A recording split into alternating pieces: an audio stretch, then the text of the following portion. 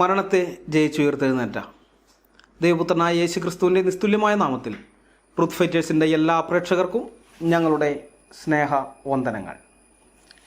Club ഹൗസിലെ ഒരു ചർച്ചയിൽ ക്രിസ്ത്യൻ യുവാക്കൾ പങ്കുവച്ച ആശങ്കകൾ കേട്ടപ്പോൾ ക്രിസ്ത്യാനികളെ വർഗീയവാദികളാക്കി ചിത്രീകരിച്ചുകൊണ്ടുള്ള ജിഹാദികളുടെ വ്യാജ പ്രചരണങ്ങൾക്ക് മറുപടിയായ വീഡിയോ പരമ്പരയിലെ രണ്ടാമത്തെ വീഡിയോ ആണ് ഇത്. ആരിഫ് സൈൻ എന്നൊരു ജിഹാദിയുടെ കമൻ്റാണ് നിങ്ങൾ ഈ കാണുന്നത്. അതിൽ അയാൾ പറയുന്നത് ഇങ്ങനെയാണ്: ഹ, ക്രിസ്ത്യാനികളുടെ വർഗീയതയ്ക്ക് മുസ്ലിങ്ങൾ എങ്ങനെയാണ് ഉത്തരവാദിയാകുന്നത്? അവർക്കിടയിലെ വർഗീയത അവർ പരിഹരിക്കട്ടെ. ക്രിസ്ത്യാനികൾക്കിടയിലെ യുക്തിവാദികളും ഇവാഞ്ചലിസ്റ്റുകളാണ് എന്ന പ്രത്യേകതയുണ്ട്. ഏത് കാലത്താണ് ക്രിസ്ത്യാനികൾക്കിടയിൽ മുസ്ലിങ്ങൾക്ക് നേരെ അറപ്പും വെറുപ്പും ഇല്ലാതിരുന്നിട്ടുണ്ടാവുക? ഉത്തരം പറയേണ്ടത് നിങ്ങൾ ക്രിസ്ത്യാനികളാണ്. വൈ ദിസ് അറബ്സ് ആൻഡ് വെറുപ്സ് എന്നാണ് അയാൾ ചോദിക്കുന്നത്. ക്രിസ്ത്യാനികൾക്ക് മുസ്ലിങ്ങളോട് വർഗീയത ഉണ്ടെന്ന് മാത്രമല്ല അയാൾ പറയുന്നത്, ക്രിസ്ത്യാനികൾക്കിടയിലും തമ്മിൽ വർഗീയതയുണ്ടെന്നും എല്ലാ കാലത്തും ക്രിസ്ത്യാനികൾക്ക് മുസ്ലിങ്ങളോട് അറപ്പും വെറുപ്പും ഉണ്ടായിരുന്നുവെന്നും അങ്ങനെ മുസ്ലിങ്ങളോട് അറപ്പും വെറുപ്പും ഇല്ലാതിരുന്ന ഒരു കാലവും ക്രിസ്ത്യാനികൾക്കിടയിൽ ഉണ്ടായിരുന്നില്ല എന്നുമാണ് ആ ജിഹാദി പറയുന്നത്. ഇതിനുള്ള മറുപടി ഇസ്ലാമിക പ്രമാണങ്ങളുടെയും ഇസ്ലാമിക ചരിത്രത്തിൻ്റെയും അടിസ്ഥാനത്തിൽ വേണം നൽകേണ്ടത്. ഞങ്ങളതാണ് ഈ വീഡിയോയിൽ ചെയ്യുന്നത്.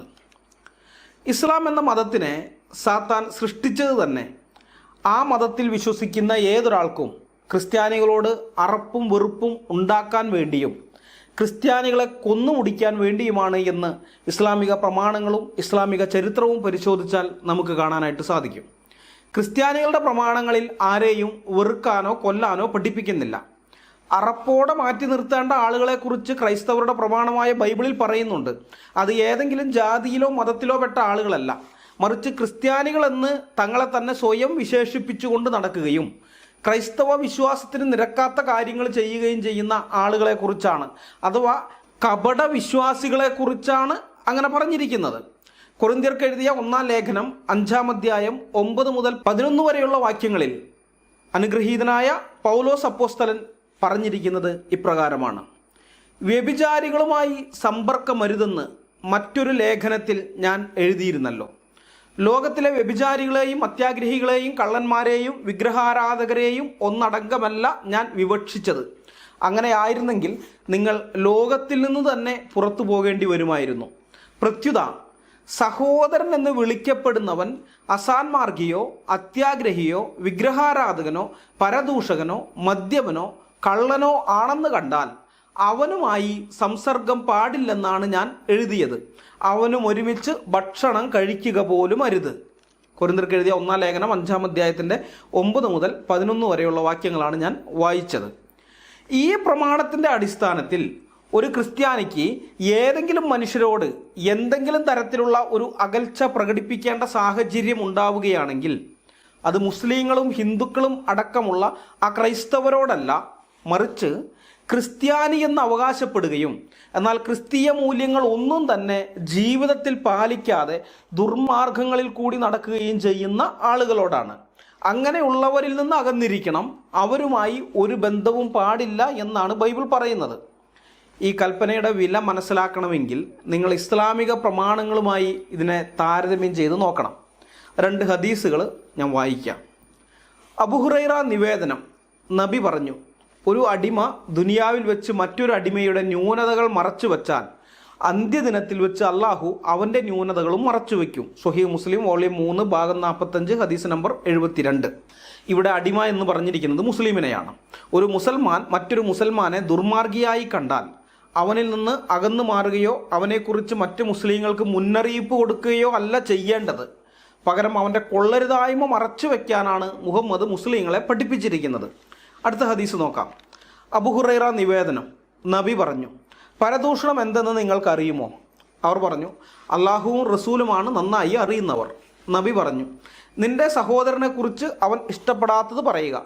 അപ്പോൾ ആരോ പറഞ്ഞു: ഞാൻ പറയുന്നത് എൻ്റെ സഹോദരനിൽ ഉണ്ടെങ്കിലോ? നബി പറഞ്ഞു: നീ പറയുന്നത് അവനിൽ ഉണ്ടെങ്കിൽ നീ അവനെക്കുറിച്ച് പരദൂഷണം പറഞ്ഞു, അത് അവനിൽ ഇല്ലെങ്കിൽ നീ അവനെക്കുറിച്ച് കളവ് പറഞ്ഞു. സ്വഹീഹ് മുസ്ലിം വോളിയം 3 ഭാഗം 45 ഹദീസ് നമ്പർ 70. ഒരു മുസൽമാൻ രഹസ്യമായി ദുർമാർഗത്തിൽ നടക്കുന്നു എന്ന് വേറൊരു മുസ്ലിമിന് മനസ്സിലായാൽ അതിനെക്കുറിച്ച് ആരോടും അവൻ മിണ്ടാൻ പാടില്ല. മിണ്ടിയാൽ അത് പരദൂഷണമായി എന്നാണ് മുഹമ്മദ് പഠിപ്പിച്ചത്. ഈ കാറ്റഗറിയിൽ വരുന്ന വേറെ ഹദീസുകളൊക്കെ ഇഷ്ടം പോലെയുണ്ട്. ഈ വിഷയത്തിനെക്കുറിച്ച് ഒരു വീഡിയോ മുമ്പേ ഞങ്ങൾ അപ്ലോഡ് ചെയ്തിട്ടുള്ളത് കൊണ്ടാണ് ഞാൻ കൂടുതൽ ഹദീസുകൾ ഇവിടെ ഇടാത്തത്. ഇതിനെക്കുറിച്ച് കൂടുതൽ അറിയാൻ താല്പര്യമുള്ളവർ ആ വീഡിയോ കാണേണ്ടതാണ്. ആ വീഡിയോയുടെ സ്ക്രീൻഷോട്ട് ഞാനിവിടെ ഡിസ്പ്ലേ ചെയ്യുന്നുണ്ട് ഞങ്ങളുടെ ചാനലിൽ. ഈ വീഡിയോ നിങ്ങൾ എടുത്തു കഴിഞ്ഞാൽ അത് കണ്ടിട്ടില്ലാത്തവർക്ക് അത് കാണാവുന്നതാണ്. നമുക്ക് വിഷയത്തിലേക്ക് മടങ്ങി വരാം. ഒരു ക്രിസ്ത്യാനിയെ സംബന്ധിച്ചിടത്തോളം അവന് ആ ക്രൈസ്തവനായ ആരോടും അറപ്പും വെറുപ്പും ഉണ്ടാകേണ്ട കാര്യമില്ല. എന്നാൽ ഒരു മുസ്ലിമിന് അമുസ്ലിമായ ആളുകളോട് അറപ്പും വെറുപ്പും ഉണ്ടാകും. കാരണം അവരുടെ പ്രമാണം അങ്ങനെയാണ് അവരെ പഠിപ്പിക്കുന്നത്. സൂറ 9:28 പറഞ്ഞിരിക്കുന്നത്, സത്യവിശ്വാസികളെ, ബഹുദൈവ വിശ്വാസികൾ അശുദ്ധർ തന്നെയാകുന്നു എന്നാണ്. അശുദ്ധമായ ഏതൊരു സാധനത്തോടും നമുക്ക് അറപ്പും വെറുപ്പും ഉണ്ടാകുമല്ലോ. മുസ്ലിങ്ങളെ സംബന്ധിച്ച് ബഹുദൈവ വിശ്വാസികൾ അശുദ്ധരായതുകൊണ്ട് ബഹുദൈവ വിശ്വാസികളോട് അവർക്ക് അറപ്പും വെറുപ്പും ഉണ്ടാകും. ഈ പ്രമാണം പഠിച്ച് വളരുന്ന ഏതൊരു മുസ്ലിമിനും ബഹുദൈവ വിശ്വാസികളോട് അറപ്പും വെറുപ്പും ഉണ്ടാകും. ഇന്ത്യ പോലെ ബഹുദൈവ വിശ്വാസികൾ തിങ്ങി നിറഞ്ഞ രാജ്യത്ത് ജീവിക്കുന്ന ഒരു മുസൽമാൻ ബഹുദൈവ വിശ്വാസികളായ ഹിന്ദുക്കളോട് അറപ്പും വെറുപ്പും പ്രത്യക്ഷത്തിൽ കാണിച്ചില്ലെന്ന് വരും. എന്നാൽ തക്കിയ ഉപയോഗിക്കാൻ അവന് അനുവാദമുണ്ടല്ലോ. അതുകൊണ്ട് അവൻ പുറത്തേക്ക് അറപ്പും വെറുപ്പും ഒന്നും കാണിക്കാതെ ചിരിച്ച് കാണിച്ചെന്ന് വരും. പക്ഷേ ഉള്ളിൻ്റെ ഉള്ളിൽ അവന് വെറുപ്പുണ്ടാകും, അതുറപ്പാണ്. ബഹുദൈവ വിശ്വാസികളോട് മാത്രമല്ല, ക്രിസ്ത്യാനികളോടും പ്രമാണം അനുസരിക്കുന്ന ഒരു മുസ്ലിമിന് അറപ്പും വെറുപ്പും ഉണ്ടാകും. സൂറ 4:47 നമുക്ക് വായിക്കാം. ഹേ വേദഗ്രന്ഥം നൽകപ്പെട്ടവരെ, നിങ്ങളുടെ പക്കലുള്ള വേദത്തെ സത്യപ്പെടുത്തിക്കൊണ്ട് നാം അവതരിപ്പിച്ചതിൽ നിങ്ങൾ വിശ്വസിക്കുവിൻ. നാം ചില മുഖങ്ങൾ തുടച്ചു നീക്കിയിട്ട് അവയെ പിൻവശങ്ങളിലേക്ക് മാറ്റുന്നതിന് മുമ്പായി, അല്ലെങ്കിൽ ശബത്തിൻ്റെ ആൾക്കാരെ നാം ശപിച്ചതുപോലെ നിങ്ങളെയും ശപിക്കുന്നതിന് മുമ്പായി നിങ്ങൾ വിശ്വസിക്കുവിൻ. അള്ളാഹുവിൻ്റെ കൽപ്പന പ്രാവർത്തികമാക്കപ്പെടുക തന്നെ ചെയ്യും. സൂറ 4:47. ഇത് കഴിഞ്ഞ് ഒരു 5 വാക്യങ്ങളും കൂടി ഇങ്ങോട്ട് കഴിയുമ്പോൾ സൂറ 4:52 പറഞ്ഞിരിക്കുന്നത് ഇത് തന്നെയാണ്. എന്നാൽ അവരെ എന്ന് പറഞ്ഞാൽ വേദഗ്രന്ഥം നൽകപ്പെട്ടവരെയാണ് ഇവിടെ ഉദ്ദേശിക്കുന്നത്. എന്നാൽ അവരെയാണ് അള്ളാഹു ശപിച്ചിരിക്കുന്നത്. ഏതൊരുവനെ അള്ളാഹു ശപിച്ചിരിക്കുന്നുവോ അവന് ഒരു സഹായിയെയും നീ കണ്ടെത്തുകയില്ല. സൂറ 4:52. ഇവിടെ വേദഗ്രന്ഥം നൽകപ്പെട്ടവർ എന്ന് പറഞ്ഞിരിക്കുന്നത് ക്രിസ്ത്യാനികളെ ഉദ്ദേശിച്ചാണ്. ക്രിസ്ത്യാനികളെ അള്ളാഹു ശപിച്ചിരിക്കുന്നു എന്നാണ് ഖുർആനിൽ പറയുന്നത്. അള്ളാഹുവിനാൽ ശപിക്കപ്പെട്ട ക്രിസ്ത്യാനികളോട് മുസ്ലിങ്ങൾക്ക് അറപ്പും വെറുപ്പും ഉണ്ടാകുമെന്ന് പ്രത്യേകിച്ച് പറയേണ്ട കാര്യമൊന്നും ഇല്ലല്ലോ. ഈ ശബത്തിൻ്റെ ആൾക്കാർ അള്ളാഹു ശപിച്ചിട്ടുണ്ടെന്ന് ഈ ആയത്തിൽ പറയുന്നുണ്ട്. ഈ ശബത്തിൻ്റെ ആൾക്കാരെന്ന് പറഞ്ഞിരിക്കുന്നത് യഹൂദന്മാരെ ഉദ്ദേശിച്ചാണ്. അപ്പോൾ അള്ളാഹുവിനാൽ ശപിക്കപ്പെട്ടവരായ യഹൂദന്മാരോടും മുസ്ലിങ്ങൾക്ക് അറപ്പും വെറുപ്പും ഉണ്ടാകും, തികച്ചും സ്വാഭാവികം. ഇനി മുസ്ലിങ്ങളുടെ കാര്യം നോക്കിയാൽ അവരോടും മുസ്ലിങ്ങൾക്ക് അറപ്പും വെറുപ്പും ഉണ്ടാകുമെന്നാണ് ഖുർആനിൽ നിന്ന് നമുക്ക് മനസ്സിലാകുന്നത്. വിശ്വാസത്തിന് ശേഷം അവിശ്വാസം സ്വീകരിച്ച ഒരു ജനതയെ അള്ളാഹു എങ്ങനെ നേർവഴിയിലാക്കും? അവരാകട്ടെ ദൈവദൂതൻ സത്യവാനാണെന്ന് സാക്ഷ്യം വഹിച്ചിട്ടുണ്ട്. അവർക്ക് വ്യക്തമായ തെളിവുകൾ വന്നു കിട്ടിയിട്ടുമുണ്ട്. അക്രമികളായ ആ ജനവിഭാഗത്തെ അള്ളാഹു നേർവഴിയിലാക്കുന്നതല്ല. അള്ളാഹുവിൻ്റെയും മലക്കുകളുടെയും മനുഷ്യരുടെയും എല്ലാം ശാപം അവരുടെ മേലുണ്ടായിരിക്കുക എന്നതത്രേ അവർക്കുള്ള പ്രതിഫലം. സൂറ 3:86-87. വിശ്വാസത്തിന് ശേഷം അവിശ്വാസം സ്വീകരിച്ച ഒരു ജനത എന്ന് പറഞ്ഞാൽ ഒരു കാലത്ത് ഇസ്ലാമിക വിശ്വാസികളായിരിക്കുകയും അള്ളാഹുവിൻ്റെ ദൂതൻ സത്യവാനാണ് എന്ന് സാക്ഷ്യം വഹിക്കുകയും ചെയ്തിരുന്ന ആളുകൾ പിന്നീട് അവിശ്വാസികളായി മാറുന്നതാണ്. അങ്ങനെ മാറുന്നവരെ കുറിച്ചാണ് ഇത് പറഞ്ഞിരിക്കുന്നത്. അതായത് ഇന്നത്തെ മുസ്ലിങ്ങൾ, അവരെ അള്ളാഹു മാത്രമല്ല മലക്കുകളും പിന്നെ മനുഷ്യരും. ഇവിടെ മനുഷ്യരെന്ന് പറഞ്ഞിരിക്കുന്നത് ലോകത്തുള്ള എല്ലാ മനുഷ്യരും എന്ന അർത്ഥത്തിലല്ല കേട്ടോ. കാരണം ഒരാൾ ഇസ്ലാം മതം ഉപേക്ഷിച്ചു, അവൻ മുസ്ലിം ആയി എന്നറിഞ്ഞാൽ നമ്മളാരും അയാളെ ശപിക്കാൻ നിൽക്കാറില്ലല്ലോ. നമ്മളാരും ഹിന്ദുക്കളോ ക്രിസ്ത്യാനികളോ മറ്റ് ഏത് മതവിഭാഗത്തിൽപ്പെട്ടവരായ ആൾക്കാരായിക്കോട്ടെ അവരാരും ഇവരെ ശപിക്കാൻ നിൽക്കാറില്ല. അപ്പോൾ ഇവിടെ മനുഷ്യർ എന്ന് പറഞ്ഞിരിക്കുന്നത് അത് മുസ്ലിങ്ങളെ ഉദ്ദേശിച്ച് മാത്രമാണ്. ആരെങ്കിലും മുസ്ലിങ്ങളായാൽ അള്ളാഹുവും മലക്കുകളും മുസ്ലിങ്ങളും അവരെ ശപിക്കുന്നു എന്നാണ് ഖുർആൻ പറയുന്നത്. മുസ്ലിങ്ങൾ ഒരു കൂട്ടരെ ശപിക്കുന്നെങ്കിൽ ആ കൂട്ടരെ സ്നേഹിക്കുകയില്ലല്ലോ, വെറുക്കുകയല്ലേ ചെയ്യുള്ളൂ.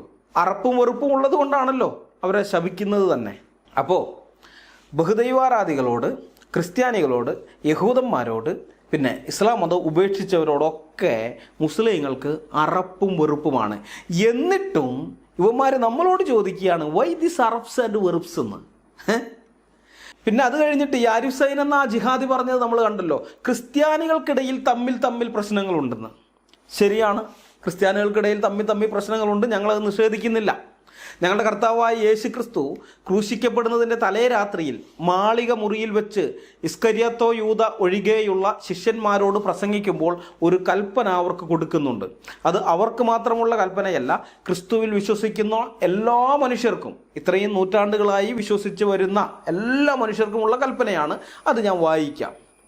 നിങ്ങൾ തമ്മിൽ സ്നേഹിക്കണം എന്ന പുതിയൊരു കൽപ്പന ഞാൻ നിങ്ങൾക്ക് തരുന്നു. ഞാൻ നിങ്ങളെ സ്നേഹിച്ചതുപോലെ നിങ്ങളും തമ്മിൽ സ്നേഹിക്കണം എന്ന് തന്നെ. നിങ്ങൾക്ക് തമ്മിൽ സ്നേഹമുണ്ടെങ്കിൽ നിങ്ങൾ എൻ്റെ ശിഷ്യന്മാർ എന്ന് എല്ലാവരും അറിയും. യോഹന്നാൻ്റെ സുവിശേഷം 13-ാം അധ്യായം 34-35 വാക്യങ്ങൾ. ലോകത്തിലെ ഒരുമാതിരി എല്ലാ ക്രിസ്ത്യാനികളും ഈ കൽപ്പന അനുസരിക്കുന്നവരാണ്. എന്നാൽ ക്രിസ്ത്യാനികൾ എന്ന് പറഞ്ഞു നടക്കുന്ന ചില ആളുകളെ പിശാച് വഴിതെറ്റിച്ച് കളഞ്ഞിട്ടുണ്ട്. അവർ ഈ കൽപ്പനയ്ക്കെതിരായി ജീവിക്കുന്നവരാണ്. അവർ മറ്റ് ക്രിസ്ത്യാനികളെ സ്നേഹിക്കുകയില്ലെന്ന് മാത്രമല്ല, അവരുമായി കലഹങ്ങൾ ഉണ്ടാക്കുകയും ചെയ്യും. തമ്മിൽ സ്നേഹിക്കുവാനുള്ള കർത്താവായ യേശു ക്രിസ്തുവിൻ്റെ കൽപ്പന ക്രിസ്ത്യാനികൾ അനുസരിക്കാതിരിക്കാൻ വേണ്ടി പിശാചാണ് ഇവരെ സമർത്ഥമായി വഴിതെറ്റിച്ച് വിട്ടിരിക്കുന്നത്. മനുഷ്യർ കലഹിച്ച് കഴിയാൻ ആഗ്രഹിക്കുന്നത് ദൈവമല്ല, പിശാചാണ്. അതിലാർക്കും എതിർപ്പുണ്ടാകുമെന്ന് എനിക്ക് തോന്നുന്നില്ല. ഇനിയാണ് ഏറ്റവും പ്രധാനപ്പെട്ട വേറൊരു കാര്യം നാം ശ്രദ്ധിക്കേണ്ടത്.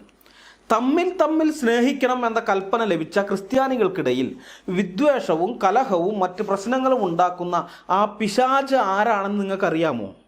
അത് വേറെ ആരുമല്ല, അത് അള്ളാഹു എന്ന പിശാചാണ്. ഇത് ഞാൻ പറയുന്നതല്ല, ഖുറാനിൽ പറഞ്ഞിരിക്കുന്നതാണ്. കുറച്ച് നാളത്തേക്കൊന്നുമല്ല, ഉയിർത്തെഴുന്നേൽപ്പിൻ്റെ നാൾ വരേക്കും ക്രിസ്ത്യാനികൾക്കിടയിൽ അള്ളാഹു ശത്രുതയും വിദ്വേഷവും ഇളക്കി വിട്ടിരിക്കുകയാണെന്നാണ് ഖുറാനിൽ പറഞ്ഞിരിക്കുന്നത്. സൂറ 5:14. ഞാനത് വായിക്കാം. ഞങ്ങൾ ക്രിസ്ത്യാനികളാണ് എന്ന് പറഞ്ഞവരിൽ നിന്നും നാം കരാർ വാങ്ങുകയുണ്ടായി. എന്നിട്ട് അവർക്ക് ഉത്ബോധനം നൽകപ്പെട്ടതിൽ നിന്ന് ഒരു ഭാഗം അവർ മറന്നു കളഞ്ഞു. അതിനാൽ അവർക്കിടയിൽ ഉയിർത്തെഴുന്നേൽപ്പിൻ്റെ നാൾ വരേക്കും ശത്രുതയും വിദ്വേഷവും നാം ഇളക്കിവിട്ടു. അവർ ചെയ്തുകൊണ്ടിരിക്കുന്നതിനെ പറ്റിയെല്ലാം അള്ളാഹു പിന്നീട് അവരെ പറഞ്ഞറിയിക്കുന്നതാണ്. സൂറ 5:14. കണ്ടില്ലേ, എത്ര വ്യക്തമായിട്ടാണ് ഖുറാനിൽ പറഞ്ഞിരിക്കുന്നത്. ക്രിസ്ത്യാനികൾക്കിടയിൽ ഉയിർത്തെഴുന്നേൽപ്പിൻ്റെ നാൾ വരേക്കും ശത്രുതയും വിദ്വേഷവും അള്ളാഹു ഇളക്കിവിട്ടിരിക്കുന്നു എന്ന്. ഒരു ക്രിസ്ത്യാനിയെ സംബന്ധിച്ച് അള്ളാഹു പിശാചാണ് എന്ന് മനസ്സിലാക്കാൻ ഈ ഒരൊറ്റ കാര്യം മാത്രം പോരെ? ക്രിസ്ത്യാനികളുടെ ഇടയിൽ മാത്രമല്ല, യഹൂദന്മാരുടെ ഇടയിലും ഉയിർത്തെഴുന്നേൽപ്പിൻ്റെ നാൾ വരെ ഈ അള്ളാഹു കുഴപ്പങ്ങളും ശത്രുതയും ഇളക്കി വിട്ടുകൊണ്ടിരിക്കുകയാണെന്നാണ് സൂറ 5:64 പറഞ്ഞിരിക്കുന്നത്. ഞാൻ അതും വായിക്കാം. അള്ളാഹുവിൻ്റെ കൈകൾ ബന്ധിക്കപ്പെട്ടിരിക്കുകയാണ് എന്ന് യഹൂദന്മാർ പറഞ്ഞു. അവരുടെ കൈകൾ ബന്ധിതമാകട്ടെ. അവർ പറഞ്ഞ വാക്ക് കാരണം അവർ ശപിക്കപ്പെട്ടിരിക്കുന്നു. അല്ല, അവൻ്റെ ഇരു കൈകളും നിവർത്തപ്പെട്ടവയാകുന്നു. അവൻ എങ്ങനെ ഉദ്ദേശിക്കുന്നുവോ അങ്ങനെ ചെലവഴിക്കുന്നു. നിനക്ക് നിന്റെ രക്ഷിതാവിങ്കിൽ നിന്ന് അവതരിപ്പിക്കപ്പെട്ട സന്ദേശം അവരിലധികം പേർക്കും ധിക്കാരവും അവിശ്വാസവും വർദ്ധിപ്പിക്കുക തന്നെ ചെയ്യും. അവർക്കിടയിൽ ഉയിർത്തെഴുന്നേൽപ്പിൻ്റെ നാൾ വരെ ശത്രുതയും വിദ്വേഷവും നാം ഇട്ടുകൊടുത്തിരിക്കുകയാണ്. അവർ യുദ്ധത്തിന് തീ കൊളുത്തുമ്പോഴെല്ലാം അല്ലാഹു അത് കെടുത്തിക്കളയുന്നു. അവർ നാട്ടിൽ കുഴപ്പമുണ്ടാക്കുവാൻ വേണ്ടി ശ്രമിക്കുകയാണ്. കുഴപ്പക്കാരെ അല്ലാഹു ഇഷ്ടപ്പെടുന്നില്ല. സൂറ 5:64. ഖുർആനിൽ പറയപ്പെടുന്ന അല്ലാഹു ബൈബിളിൽ പറഞ്ഞിരിക്കുന്ന പിശാചാണെന്ന് ചിന്താശേഷിയുള്ള ക്രിസ്ത്യാനികൾക്ക് തിരിച്ചറിയാൻ ഈ ആയത്തുകൾ മാത്രം പോരെ? തൻ്റെ സൃഷ്ടികളായ മനുഷ്യർക്കിടയിൽ പ്രശ്നങ്ങളും ശത്രുതയും വിദ്വേഷവും ഉണ്ടാക്കി അവരെ തമ്മിൽ തെറ്റിക്കുന്നവനാണ്, തല്ലിക്കുന്നവനാണ്, തമ്മിൽ കലഹിപ്പിക്കുന്നവനാണ് സത്യദൈവം എന്നാണോ നിങ്ങൾ വിചാരിച്ചിരിക്കുന്നത്? ഒരിക്കലുമല്ല. സത്യദൈവത്തിന് അങ്ങനെ ഒരു സ്വഭാവമേ ഇല്ല. ബൈബിളിൽ 1 കൊരിന്ത്യർ 14:33 പൗലോസ് അപ്പോസ്തലൻ ദൈവത്തെക്കുറിച്ച് പറയുന്നത്, ദൈവം കലക്കത്തിൻ്റെ ദൈവമല്ല, സമാധാനത്തിൻ്റെ ദൈവമത്രേ എന്നാണ്. ബൈബിളിലെ ദൈവത്തിൽ വിശ്വസിക്കുന്നവർക്ക് സമാധാനമേ ഉണ്ടാവൂ. അവർക്ക് ഒരിക്കലും കലക്കം ഉണ്ടാവുകയില്ല. ഗിരിപ്രഭാഷണത്തിൽ കർത്താവായ യേശു ക്രിസ്തു വളരെ വ്യക്തമായി തന്നെ പറയുന്നുണ്ട്, സമാധാനം ഉണ്ടാക്കുന്നവർ ഭാഗ്യവാന്മാർ, അവർ ദൈവത്തിൻ്റെ പുത്രന്മാർ എന്ന് വിളിക്കപ്പെടും എന്ന്. എന്നാൽ ഇസ്ലാമിലേക്ക് പോകുന്നവർ, അള്ളാഹുവിൻ്റെ അടിമയായി മാറുന്ന ആളുകളുണ്ടല്ലോ, അവർ മറ്റുള്ളവരെ വെറുക്കുകയും കാരണമില്ലാതെ അവരെ കൊല്ലുകയും ചെയ്യും. ഒരു കാരണവുമില്ലാതെ കൊല്ലും. 2 ആഴ്ച മുമ്പ് ജർമ്മനിയിൽ നിന്നുള്ള വാർത്ത നിങ്ങൾ അറിഞ്ഞു കാണുമെന്ന് ഞാൻ വിചാരിക്കുന്നു. സോമാലിയയിൽ നിന്നും അഭയാർത്ഥിയായി ജർമ്മനിയിൽ എത്തിച്ചേർന്ന ഒരു മുസൽമാൻ അല്ലാഹു അക്ബർ എന്ന് ആർത്തട്ടഹസിച്ചുകൊണ്ട് കുറേ ആളുകളെ തലങ്ങും വിലങ്ങും കുത്തി. അതിൽ 3 സ്ത്രീകൾ, അത് 3 പേരും പോലീസുകാരികളാണ്. ഈ 3 സ്ത്രീകൾ കൊല്ലപ്പെട്ടു. വേറെ കുറേ പേർക്ക് മാരകമായ മുറിവുകൾ പറ്റി.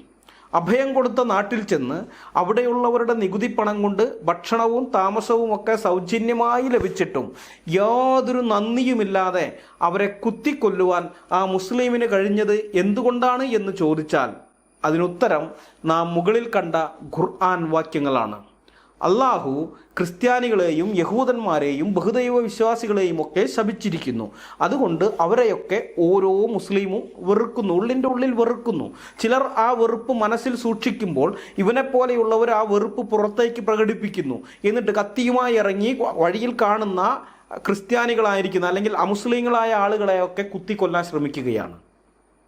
അജ്മൽ കസബിനെ പോലെയുള്ളവർ ഈ വെറുപ്പൊക്കെ പുറത്തേക്ക് പ്രസരിപ്പിച്ചുകൊണ്ട് അമുസ്ലിങ്ങളെ കൊന്നൊടുക്കിയതൊക്കെ നമുക്കറിയാവുന്നതാണല്ലോ. കസബിനെ പോലെ അമുസ്ലിങ്ങളോടുള്ള വെറുപ്പ് പുറമേക്ക് കാണിക്കാതെ മനസ്സിൽ കൊണ്ട് നടക്കുന്നവന്മാരുണ്ട്. അവർ ഈ അജ്മൽ കസബിനെ തൂക്കിലേറ്റി എന്ന് അറിഞ്ഞപ്പോൾ അവന് വേണ്ടി കേരളത്തിൽ മയ്യത്ത് നമസ്കാരം നടത്തിയതും നാം അറിഞ്ഞ വാർത്തയാണ്. അതായത് അജ്മൽ കസബിനെ പോലെയൊക്കെയുള്ള അല്ലെങ്കിൽ ആ ജർമ്മനിയിൽ അത് ചെയ്തതുപോലെയുള്ള അങ്ങനെയുള്ള ടീംസ്, ആ ഒരു കൂട്ടർ അമുസ്ലിങ്ങളോടുള്ള അറപ്പും വെറുപ്പും പരസ്യമായി പുറമേക്ക് പ്രകടിപ്പിക്കുന്നു. വേറൊരു കൂട്ടർ അത് മനസ്സിൽ വെച്ചുകൊണ്ട് നടക്കുന്നു. ഇതാണ് ഇസ്ലാം എന്ന് പറയുന്നത്. ഇതൊക്കെ പ്രമാണം പഠിച്ച മുസ്ലിങ്ങളുടെ കാര്യമാണ് കേട്ടോ ഞാൻ പറഞ്ഞത്. പ്രമാണം പഠിക്കാത്ത മുസ്ലിങ്ങളുണ്ട്. ഇസ്ലാമായ മാതാപിതാക്കൾക്ക് ജനിച്ചു വീണത് കൊണ്ട് മുസ്ലിങ്ങളായി തുടരുന്നവർ. അവരിങ്ങനെയുള്ള ഈ ചിന്താഗതിക്കാരൊന്നുമല്ല. അവർക്കിങ്ങനെ പ്രമാണം ഉണ്ടെന്ന് പോലും അറിയണമെന്നില്ല. അവർ വേറെ വിധത്തിൽ ജീവിക്കുന്നവരാണ്. അവരെല്ലാം ഞാൻ പറഞ്ഞ പ്രമാണം പഠിച്ചിട്ടുള്ള ആളുകളിൽ ഒരു കൂട്ടർ ഇത് പുറമേക്ക് പ്രകടിപ്പിക്കുമ്പോൾ മറ്റൊരു കൂട്ടർ അത് മനസ്സിൽ വെച്ചുകൊണ്ട് നടക്കുന്നു. ഇസ്ലാം എന്ന് പറയുന്ന ഇങ്ങനെയുള്ള ഒരു ഐഡിയോളജിയാണ്. അത് മറ്റ് മനുഷ്യരെ നശിപ്പിക്കുന്ന ഐഡിയോളജിയാണ്. സ്വന്തം ജീവിതം കൂടി ഇല്ലാതാക്കുന്ന. ഇപ്പോൾ അജ്മൽ കസബ് ബോംബെയിൽ വന്ന് അത്രയും പേരെ കൊന്നു. എന്നിട്ട് അവനെന്ത് കിട്ടി? അവനും തൂക്കിക്കൊല്ലപ്പെട്ടു. അവൻ്റെ ജീവിതം പോയി. അവൻ്റെ വീട്ടുകാരെ കിടന്ന് കരയുന്നു. ഇതേപോലെ തന്നെ ആ സോമാലിയൻ അഭയാർത്ഥി, അല്ലെങ്കിൽ ആ ഫ്രാൻസിൽ അധ്യാപകൻ്റെ തലയേർത്തത്, ഇങ്ങനെ ഓരോന്നോരോന്ന് എടുത്ത് നോക്ക്. മറ്റുള്ളവരെയും കൊല്ലുന്നു, അവരും ചാകുന്നു. കവിതയുണ്ടല്ലോ, വണ്ടേ നീ ചാകുന്നു വിളക്കും കെടുത്തുന്നു. അതുപോലെ തന്നെയാണ് ഇവരുടെ സ്ഥിതി. മറ്റുള്ളവരെയും ഇവർ നശിപ്പിച്ച് കളയും, ഇവരും സ്വയം നശിക്കും. കാരണം പിശാചാണ് ഇതിൻ്റെ പുറകിലുള്ളത്. അള്ളാഹു എന്ന് പറയുന്നത് പിശാചാണ്.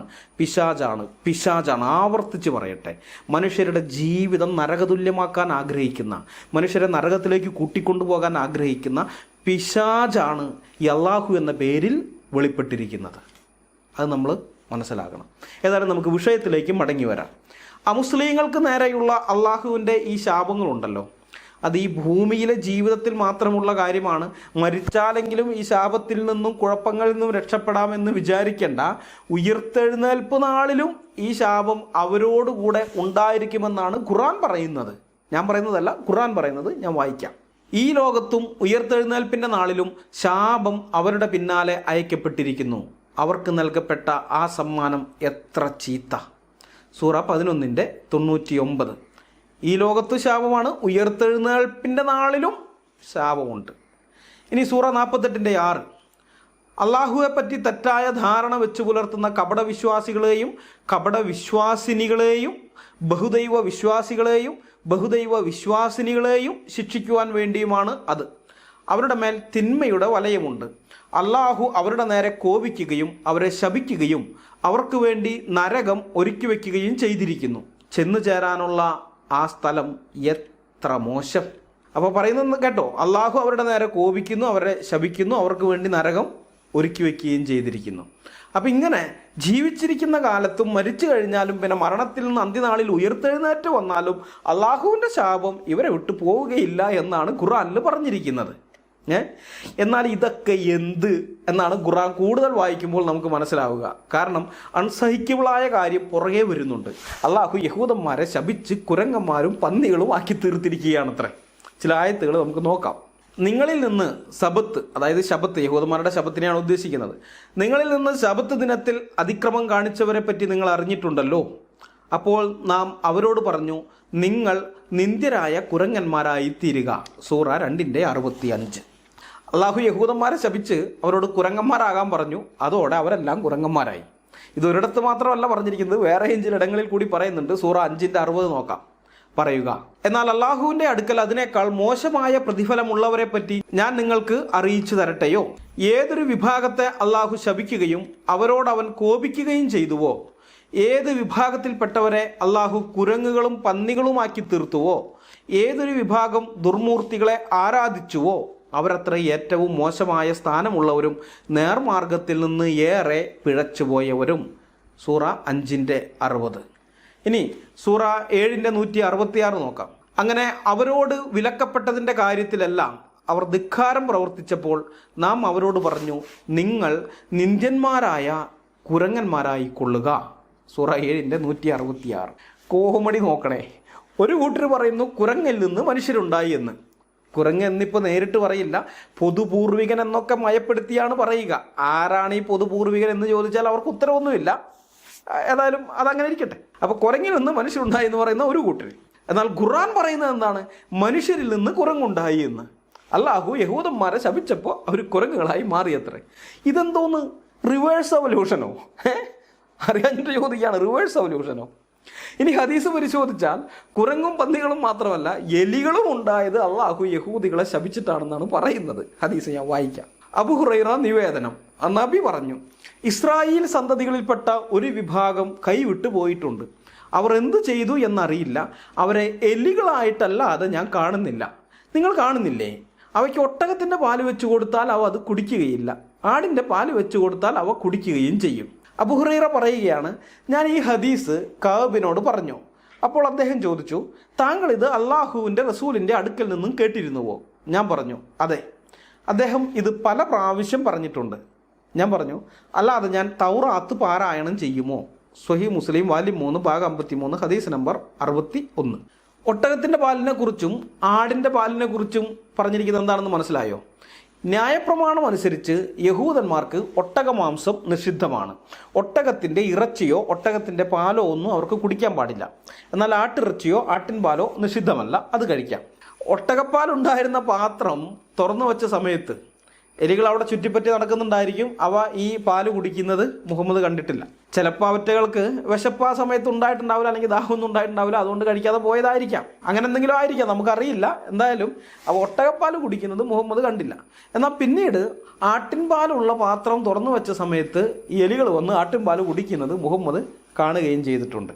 അപ്പോൾ ഇതിൻ്റെ അടിസ്ഥാനത്തിലാണ് മുഹമ്മദ് പറയുന്നത് ഈ എലികൾ എന്ന് പറഞ്ഞാൽ അത് അള്ളാഹുവിനാൽ ശപിക്കപ്പെട്ട യഹൂദന്മാരാണെന്ന്. കാരണം യഹൂദന്മാർ ഒട്ടകമാംസമോ ഒട്ടകത്തിൻ്റെ പാലോ ഒന്നും കഴിക്കുന്നില്ല, ആട്ടിൻ പാലും ആട്ടിറച്ചിയൊക്കെ കഴിക്കുകയും ചെയ്യും. അപ്പോൾ ഇവിടെ ഇതാ ഈ എലികൾ ഒട്ടകത്തിൻ്റെ പാല് കുടിക്കുന്നില്ല, ആട്ടിൻ പാല് കുടിക്കുന്നു. അതുകൊണ്ട് ഇവ യഹൂദന്മാരായിരുന്നു, മുമ്പ് യഹൂദന്മാരായിരുന്നു. പിന്നീട് അള്ളാഹു ശപിച്ച് എലികളാക്കിയാണെന്നാണ് മുഹമ്മദ് പറഞ്ഞത്. അതാണ് നമ്മളിപ്പോൾ ഈ ഹദീസിൽ കണ്ടത്. അള്ളാഹു യഹൂദന്മാരെയും ക്രിസ്ത്യാനികളെയും ശപിച്ചത് കൊണ്ടാണ് ഇന്ന് കാണുന്ന എലികളും പന്നികളുമൊക്കെ ഉണ്ടായത് എന്ന് വിശ്വസിച്ച് നടക്കുന്ന ആരിഫ് സൈൻ എന്ന ജിഹാദിയാണ് ചോദിക്കുന്നത്, ഏത് കാലത്താണ് ക്രിസ്ത്യാനികൾക്കിടയിൽ മുസ്ലിങ്ങൾക്ക് നേരെ അറപ്പും വെറുപ്പും ഇല്ലാതിരുന്നിട്ടുണ്ടാവുക എന്ന്. വാസ്തവത്തിൽ പ്രമാണത്തിൻ്റെ അടിസ്ഥാനത്തിൽ നോക്കിയാൽ ഈ അറപ്പും വെറുപ്പും മുസ്ലിങ്ങൾക്കാണ് ക്രിസ്ത്യാനികൾക്ക് നേരെ ഉണ്ടായിട്ടുള്ളത്, അല്ലാതെ ക്രിസ്ത്യാനികൾക്ക് മുസ്ലിങ്ങളോടല്ല. നിങ്ങളുടെ ശത്രുക്കളെ സ്നേഹിപ്പിൻ, നിങ്ങളെ പകയ്ക്കുന്നവർക്കും ഗുണം ചെയ്യുവിൻ, നിങ്ങളെ ശപിക്കുന്നവരെ അനുഗ്രഹിപ്പിൻ, നിങ്ങളെ ദുഷിക്കുന്നവർക്ക് വേണ്ടി പ്രാർത്ഥിപ്പിൻ എന്ന് യേശു ക്രിസ്തു പഠിപ്പിച്ചു. ലൂക്കോസിൻ്റെ സുവിശേഷം 6-ാം അധ്യായത്തിൻ്റെ 27-28 വാക്യങ്ങളിൽ. അപ്പോൾ യേശു ക്രിസ്തുവിൻ്റെ ഈ പഠിപ്പിക്കൽ ഇത് മറ്റുള്ളവരുടെ നേരെയുള്ള അറപ്പോ വെറുപ്പോ പ്രകടിപ്പിക്കാനുള്ളതല്ല, മറിച്ച് അവരെ സ്നേഹിക്കാനുള്ളതാണ്. എന്നാൽ മറ്റുള്ളവരുടെ നേരെ അറപ്പോ വെറുപ്പോ പ്രകടിപ്പിക്കാനുള്ള പഠിപ്പിക്കലുണ്ടല്ലോ, ആ പഠിപ്പിക്കലുള്ളത് അത് ഖുർആനിലാണ്, അത് ഖുർആന്റെ പഠിപ്പിക്കലാണ്, അത് മുഹമ്മദിൻ്റെ പഠിപ്പിക്കലാണ്, അതുള്ളത് സ്വഹാബിമാരുടെ പഠിപ്പിക്കലുകളിലാണ്, അതുള്ളത് ഇസ്ലാമിക പണ്ഡിതന്മാരുടെ പഠിപ്പിക്കലുകളിലാണ്. എടുത്തുകൂടി നമ്മൾ കണ്ടല്ലോ, ജ്യൂസ് കുടിക്കാൻ പാടില്ല, കാരണം അത് ജ്യൂസ് ഉണ്ടാക്കിയതാണ്. ജ്യൂസ് പിന്നെ ആ മുജാഹിദ് ബാലുശ്ശേരിയുടെ പഴയൊരു പ്രസംഗം ഉണ്ടല്ലോ, അമ്പലത്തിന് സംഭാവന കൊടുക്കുന്നത് വേശ്യാലയത്തിന് സംഭാവന കൊടുക്കുന്നത് പോലെയാണെന്നൊക്കെ പറഞ്ഞുകൊണ്ടുള്ളത്. ഇവരൊക്കെ ഉള്ളിലിരിപ്പ് ഇതാണ്. ഇവരുടെ കിതാബ് ഇവരെങ്ങനെ പഠിപ്പിക്കുന്നു, മറ്റുള്ളവരെ വെറുക്കാൻ, അറപ്പോടുകൂടെ വീക്ഷിക്കാൻ ഇവരുടെ പ്രമാണം ഇവരെ പഠിപ്പിക്കുന്നു. അത് ഇവരുടെ കുഞ്ഞുങ്ങളെ പഠിപ്പിക്കുന്നു. ആ തലമുറ വളർന്നു വരുമ്പോൾ അവരും അങ്ങനെ തന്നെ, അവരുടെ മക്കളെ ഇതിങ്ങനെ തലമുറയായിട്ട് 1300 ചില്ലാം വർഷങ്ങളായിട്ട് മറ്റുള്ളവരെ അറപ്പോടും വെറുപ്പോടും കൂടി വീക്ഷിക്കാൻ മാത്രം പഠിപ്പിക്കുന്ന ആ ഒരു ഐഡിയോളജിയാണ് ഇസ്ലാം എന്ന് പറയുന്നത്. എന്നിട്ടാണ് ഈ ജിഹാദ് യാതൊരു നാണവും മാനവുമില്ലാതെ അതൊക്കെ ക്രിസ്ത്യാനികളുടെ തലയിൽ കൊണ്ടുവയ്ക്കാൻ നോക്കുന്നത്. ഇതിലെ ഏറ്റവും വലിയ ട്രാജഡി എന്താണെന്നറിയാമോ? സൂറ 9:123 പറയുന്നത്, സത്യവിശ്വാസികളെ, നിങ്ങളുടെ അടുത്ത് താമസിക്കുന്ന സത്യനിഷേധികളോട് യുദ്ധം ചെയ്യുക, അവർ നിങ്ങളിൽ രൂക്ഷത കണ്ടെത്തണം, അള്ളാഹു സൂക്ഷ്മത പാലിക്കുന്നവരോടൊപ്പമാണെന്ന് നിങ്ങൾ മനസ്സിലാക്കുകയും ചെയ്യുക.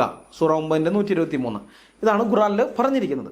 നിന്നെപ്പോലെ നിന്റെ അയൽക്കാരനെ സ്നേഹിക്കുക എന്ന കൽപ്പന നൽകിയിരിക്കുന്ന ബൈബിളിൽ വിശ്വസിക്കുന്ന ക്രിസ്ത്യാനി ഈ ആരിഫ് സൈൻ എന്ന ജിഹാദിയുടെ കണ്ണിൽ വർഗീയവാദിയാണ്, മുസ്ലിങ്ങളോട് അറപ്പും വെറുപ്പും ഉള്ളവനാണ്.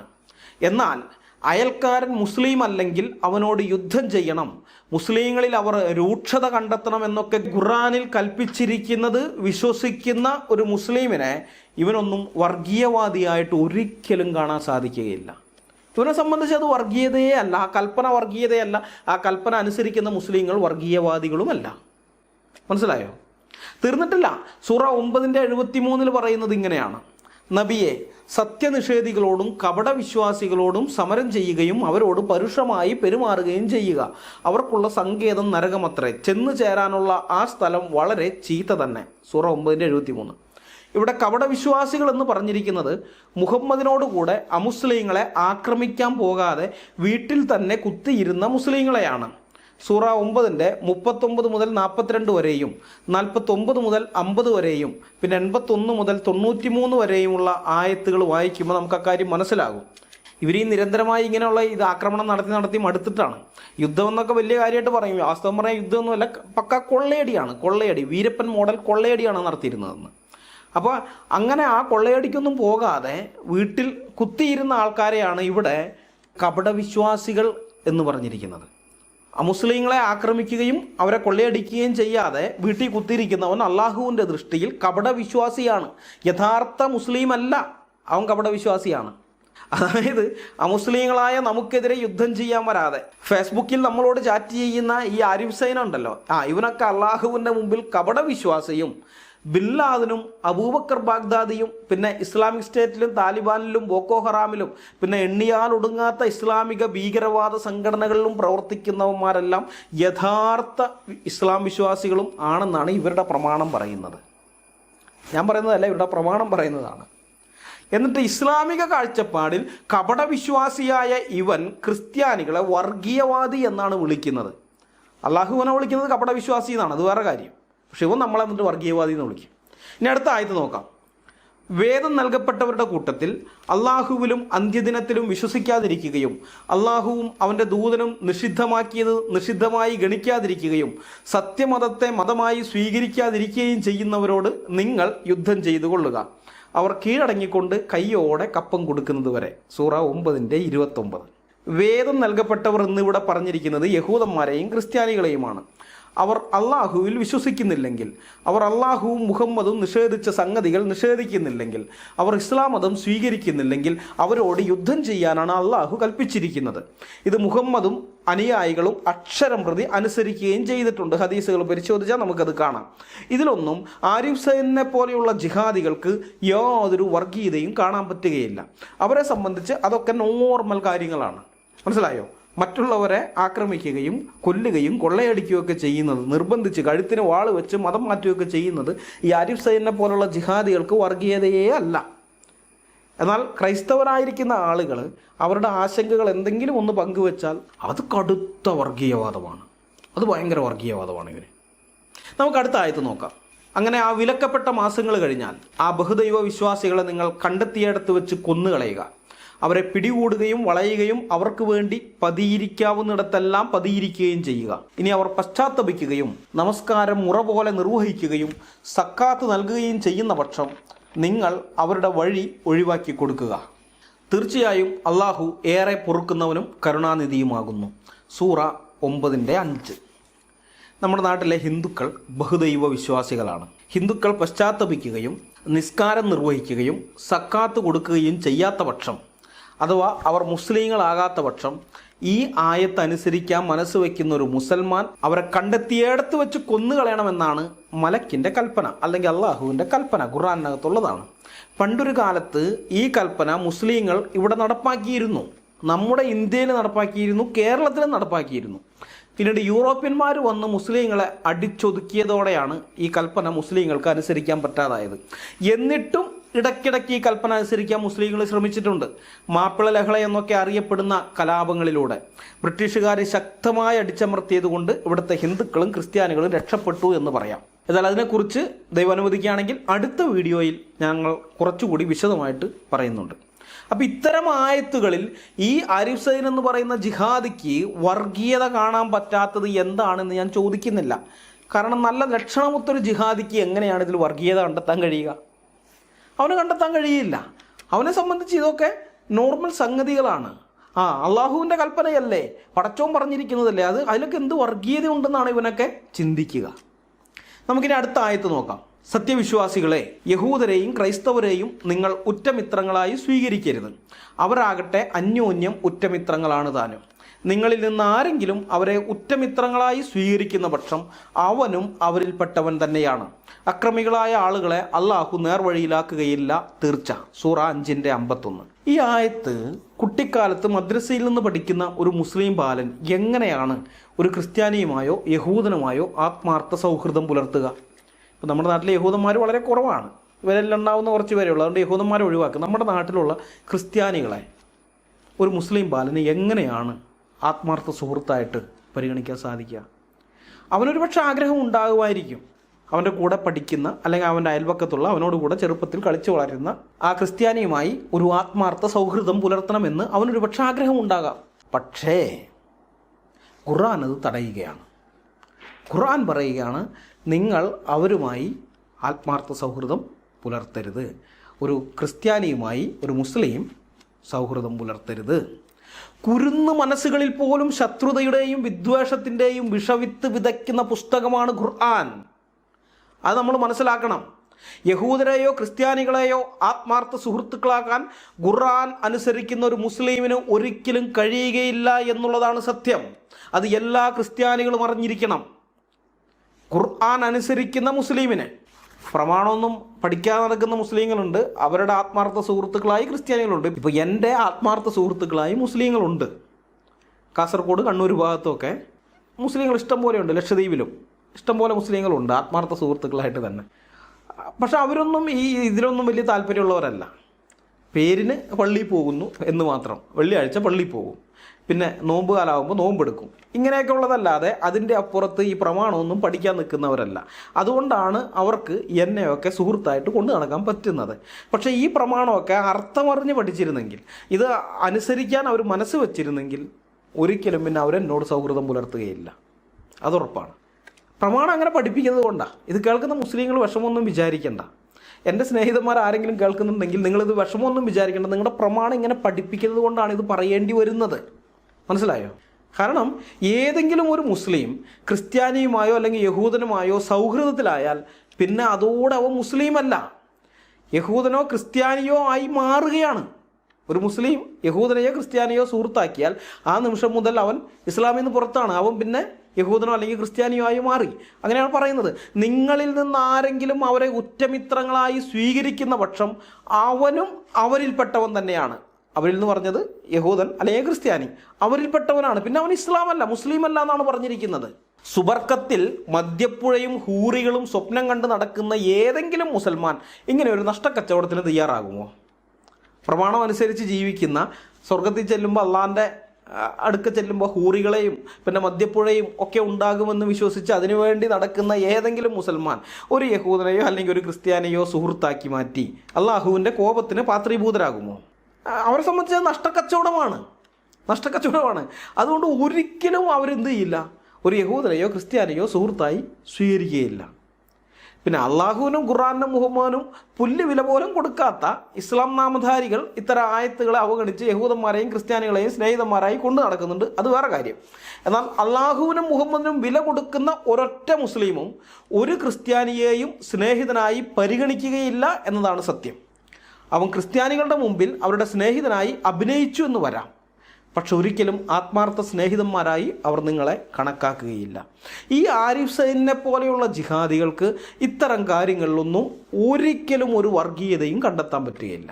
അവൻ്റെയൊക്കെ കണ്ണിൽ ഇതൊന്നും വർഗീയതയല്ല. എന്നാൽ കൃത്യമായ അജണ്ടയുടെ പുറത്ത് ക്രിസ്ത്യാനികൾക്കെതിരെ പ്രവർത്തിക്കുന്ന ഇസ്ലാമിസ്റ്റുകളുടെ ലക്ഷ്യങ്ങളെക്കുറിച്ച് ഏതെങ്കിലും ഒരു ക്രിസ്ത്യാനി സംസാരിച്ചാൽ അവരെയൊക്കെ അപ്പം തന്നെ വർഗീയവാദികളാക്കിയില്ലെങ്കിൽ ആരിഫ് സൈനിനെ പോലെയുള്ള ജിഹാദികൾക്ക് ഉറക്കം വരികയില്ല. ക്രിസ്ത്യാനികളെ വഴിയിൽ വെച്ച് കണ്ടാൽ പോലും അവരോട് രൂക്ഷമായാണ് പെരുമാറേണ്ടത് എന്ന് പഠിപ്പിച്ചവനാണ് ഇവരുടെയൊക്കെ പ്രവാചകനായ മുഹമ്മദ്. ആ ഹദീസ് ഞാൻ വായിക്കാം. അബൂ ഹുറൈറ നിവേദനം, റസൂൽ പറഞ്ഞു, ജൂതന്മാരോടോ ക്രിസ്ത്യാനികളോടോ നിങ്ങൾ സലാം കൊണ്ട് ആരംഭിക്കരുത്. അവരെ നിങ്ങൾ വഴിയിൽ കണ്ടുമുട്ടിയാൽ അവരോട് പ്രയാസം പ്രകടമാക്കണം. സ്വഹീഹ് മുസ്ലിം വാല്യം 3 ഭാഗം 39 ഹദീസ് നമ്പർ 13. ഇതൊക്കെ ഇപ്പോഴും അങ്ങനെ തന്നെ അനുസരിക്കുന്ന മുസ്ലിങ്ങൾ ലോകത്തുണ്ട്. പാകിസ്ഥാനിലും അഫ്ഗാനിസ്ഥാനിലും ബംഗ്ലാദേശിലും ഈജിപ്തിലും സിറിയയിലും ഇറാഖിലും ഇറാനിലും ലബനോനിലും പല ആഫ്രിക്കൻ രാജ്യങ്ങളിലും ജീവിക്കുന്ന മുസ്ലിങ്ങളിൽ 90% പേരും ഇതൊക്കെ അങ്ങനെ തന്നെ അനുസരിക്കുന്നവരാണ്. അവിടെയുള്ള ക്രിസ്ത്യാനികളോട് അവർ പെരുമാറുന്നത് അങ്ങനെയാണ്, പരുഷമായിട്ട് രൂക്ഷമായിട്ട് തന്നെ. വഴിയിൽ വെച്ച് കാണുകയാണെന്നുണ്ടെങ്കിൽ ആ രൂക്ഷത അവർ പ്രകടിപ്പിക്കുകയും ചെയ്യും. അതൊന്നും ഈ ആരിഫ് സൈനിനെ പോലെയുള്ള ജിഹാദികൾക്ക് വർഗീയതയായി തോന്നില്ല. പക്ഷേ ഇവരുടെ പ്രമാണങ്ങളിൽ ഇങ്ങനെയൊക്കെ പറഞ്ഞിട്ടുണ്ടെന്ന് ഏതെങ്കിലും ക്രിസ്ത്യാനി പറഞ്ഞാൽ അവനെ ക്രിസ്ത്യൻ വർഗീയവാദിയാക്കാതെ ആരിഫ് സൈനിനെ പോലെയുള്ള ജിഹാദികൾക്ക് ഒരു സമാധാനവും കിട്ടില്ല. അതങ്ങനെ ആക്കിയില്ല എന്നുണ്ടെങ്കിൽ ഇവർക്ക് എന്തോ ഭയങ്കര പ്രശ്നമാണ്. വേറെ ചില ആയത്തുകൾ കൂടി നമുക്ക് നോക്കാം. മർദ്ദനമില്ലാതെയാകുകയും മതം മുഴുവനും അള്ളാഹുവിന് വേണ്ടി ആവുകയും ചെയ്യുന്നതുവരെ നിങ്ങൾ അവരോട് യുദ്ധം നടത്തിക്കൊള്ളുക. എന്നാൽ അവർ യുദ്ധത്തിൽ നിന്ന് വിരമിക്കുകയാണെങ്കിൽ അവരിലെ അക്രമികൾക്കെതിരിലല്ലാതെ പിന്നീട് യാതൊരു കയ്യേറ്റവും പാടുള്ളതല്ല. സൂറ 2:193. കുഴപ്പമില്ലാതെയാകുകയും മതം മുഴുവൻ അള്ളാഹുവിന് വേണ്ടി ആകുകയും ചെയ്യുന്നതുവരെ നിങ്ങൾ അവരോട് യുദ്ധം ചെയ്യുക. ഇനി അവർ വിരമിക്കുന്ന പക്ഷം അവർ പ്രവർത്തിക്കുന്നതെല്ലാം അള്ളാഹു കണ്ടറിയുന്നവനാണ്. സൂറ 8:39. മതം മുഴുവൻ അള്ളാഹുവിന് വേണ്ടിയാകുന്നത് വരെ, അഥവാ അള്ളാഹുവിൻ്റെ മതം മാത്രം ലോകത്ത് മുഴുവൻ പരക്കുന്നത് വരെ, വേറെ ഒരു മതമില്ലാതെ അള്ളാഹുവിൻ്റെ മതം മാത്രം ആകുന്നത് വരെ അന്യമതസ്ഥരോട് യുദ്ധം ചെയ്യാനാണ് ഖുർആനിൽ മുസ്ലിങ്ങളോട് കൽപ്പിച്ചിരിക്കുന്നത്. മുഹമ്മദ് ഈ കൽപ്പന അങ്ങനെ തന്നെ അനുസരിച്ചിട്ടുണ്ട്. എന്നിട്ടും ആ മുഹമ്മദ് ഇവനൊന്നും വർഗീയവാദിയല്ല. മനസ്സിലായോ? ഒരിക്കലും ഇവൻ്റെ കണ്ണിൽ മുഹമ്മദ് വർഗീയവാദിയല്ല. മുഹമ്മദ് ഈ ആയത്തുകൾ അനുസരിച്ചതിൻ്റെ തെളിവായ ഹദീസ് ഞാൻ വായിക്കാം. അബൂ ഹുറൈറ നിവേദനം, നബി പറഞ്ഞു, അള്ളാഹു അല്ലാതെ യാതൊരു ആരാധ്യനുമില്ലെന്ന് സാക്ഷ്യം വഹിക്കുകയും എന്നിലും ഞാൻ കൊണ്ടുവന്നതിലും വിശ്വസിക്കുകയും ചെയ്യുന്നതുവരെ ജനങ്ങളോട് യുദ്ധം ചെയ്യുവാൻ ഞാൻ കൽപ്പിക്കപ്പെട്ടിരിക്കുന്നു. അങ്ങനെ അവർ ചെയ്താൽ അവരുടെ രക്തവും ധനവും എന്നിൽ നിന്ന് സംരക്ഷിച്ചിരിക്കുന്നു. പിന്നീട് അതിൻ്റെ, അതായത് വിശ്വാസത്തിൻ്റെ അവകാശം മാത്രമേ, എന്ന് വെച്ചാൽ സക്കാത്ത് മാത്രമേ അവരിൽ നിന്ന് പിടിച്ചെടുക്കുകയുള്ളൂ. അവരുടെ രഹസ്യകാര്യങ്ങളുടെ വിചാരണ അള്ളാഹുവിൻ്റെ മേലാണ്. സ്വഹീഹ് മുസ്ലിം വാല്യം 1 ഭാഗം 1 ഹദീസ് നമ്പർ 34. അള്ളാഹുവിലും മുഹമ്മദിലും ഖുർആനിലും വിശ്വസിക്കുന്നതുവരെ അമുസ്ലിങ്ങളോട് യുദ്ധം ചെയ്ത മുഹമ്മദിനെയാണ് ഈ ഹദീസിൽ നാം കാണുന്നത്. മുഹമ്മദ് മാത്രമല്ല, സ്വഹാബിമാരും ഇങ്ങനെ തന്നെയാണ് നടന്നിരുന്നതെന്ന് നമുക്ക് ഹദീസുകളിൽ കാണാം.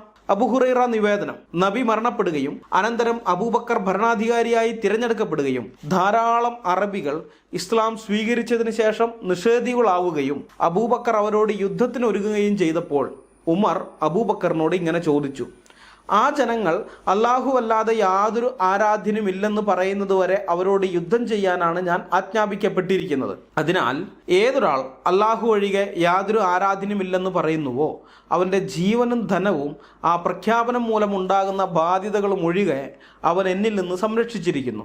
അവനെ അല്ലാഹുവാണ് വിചാരണ ചെയ്യുക എന്ന് നബി പറഞ്ഞിരിക്കെ താങ്കൾ എങ്ങനെയാണ് സക്കാത്ത് നൽകാത്ത ഈ ജനങ്ങളോട് യുദ്ധം ചെയ്യുക? അപ്പോൾ അബൂബക്കർ പറഞ്ഞു, അള്ളാഹുവാണ് സത്യം. നമസ്കാരവും സക്കാത്തും തമ്മിൽ വേർതിരിച്ചവരോട് ഞാൻ യുദ്ധം ചെയ്യുക തന്നെ ചെയ്യും. കാരണം സക്കാത്ത് ധനത്തിൻ്റെ നിർബന്ധ ബാധ്യതയാണ്. അള്ളാഹുവാണ് സത്യം.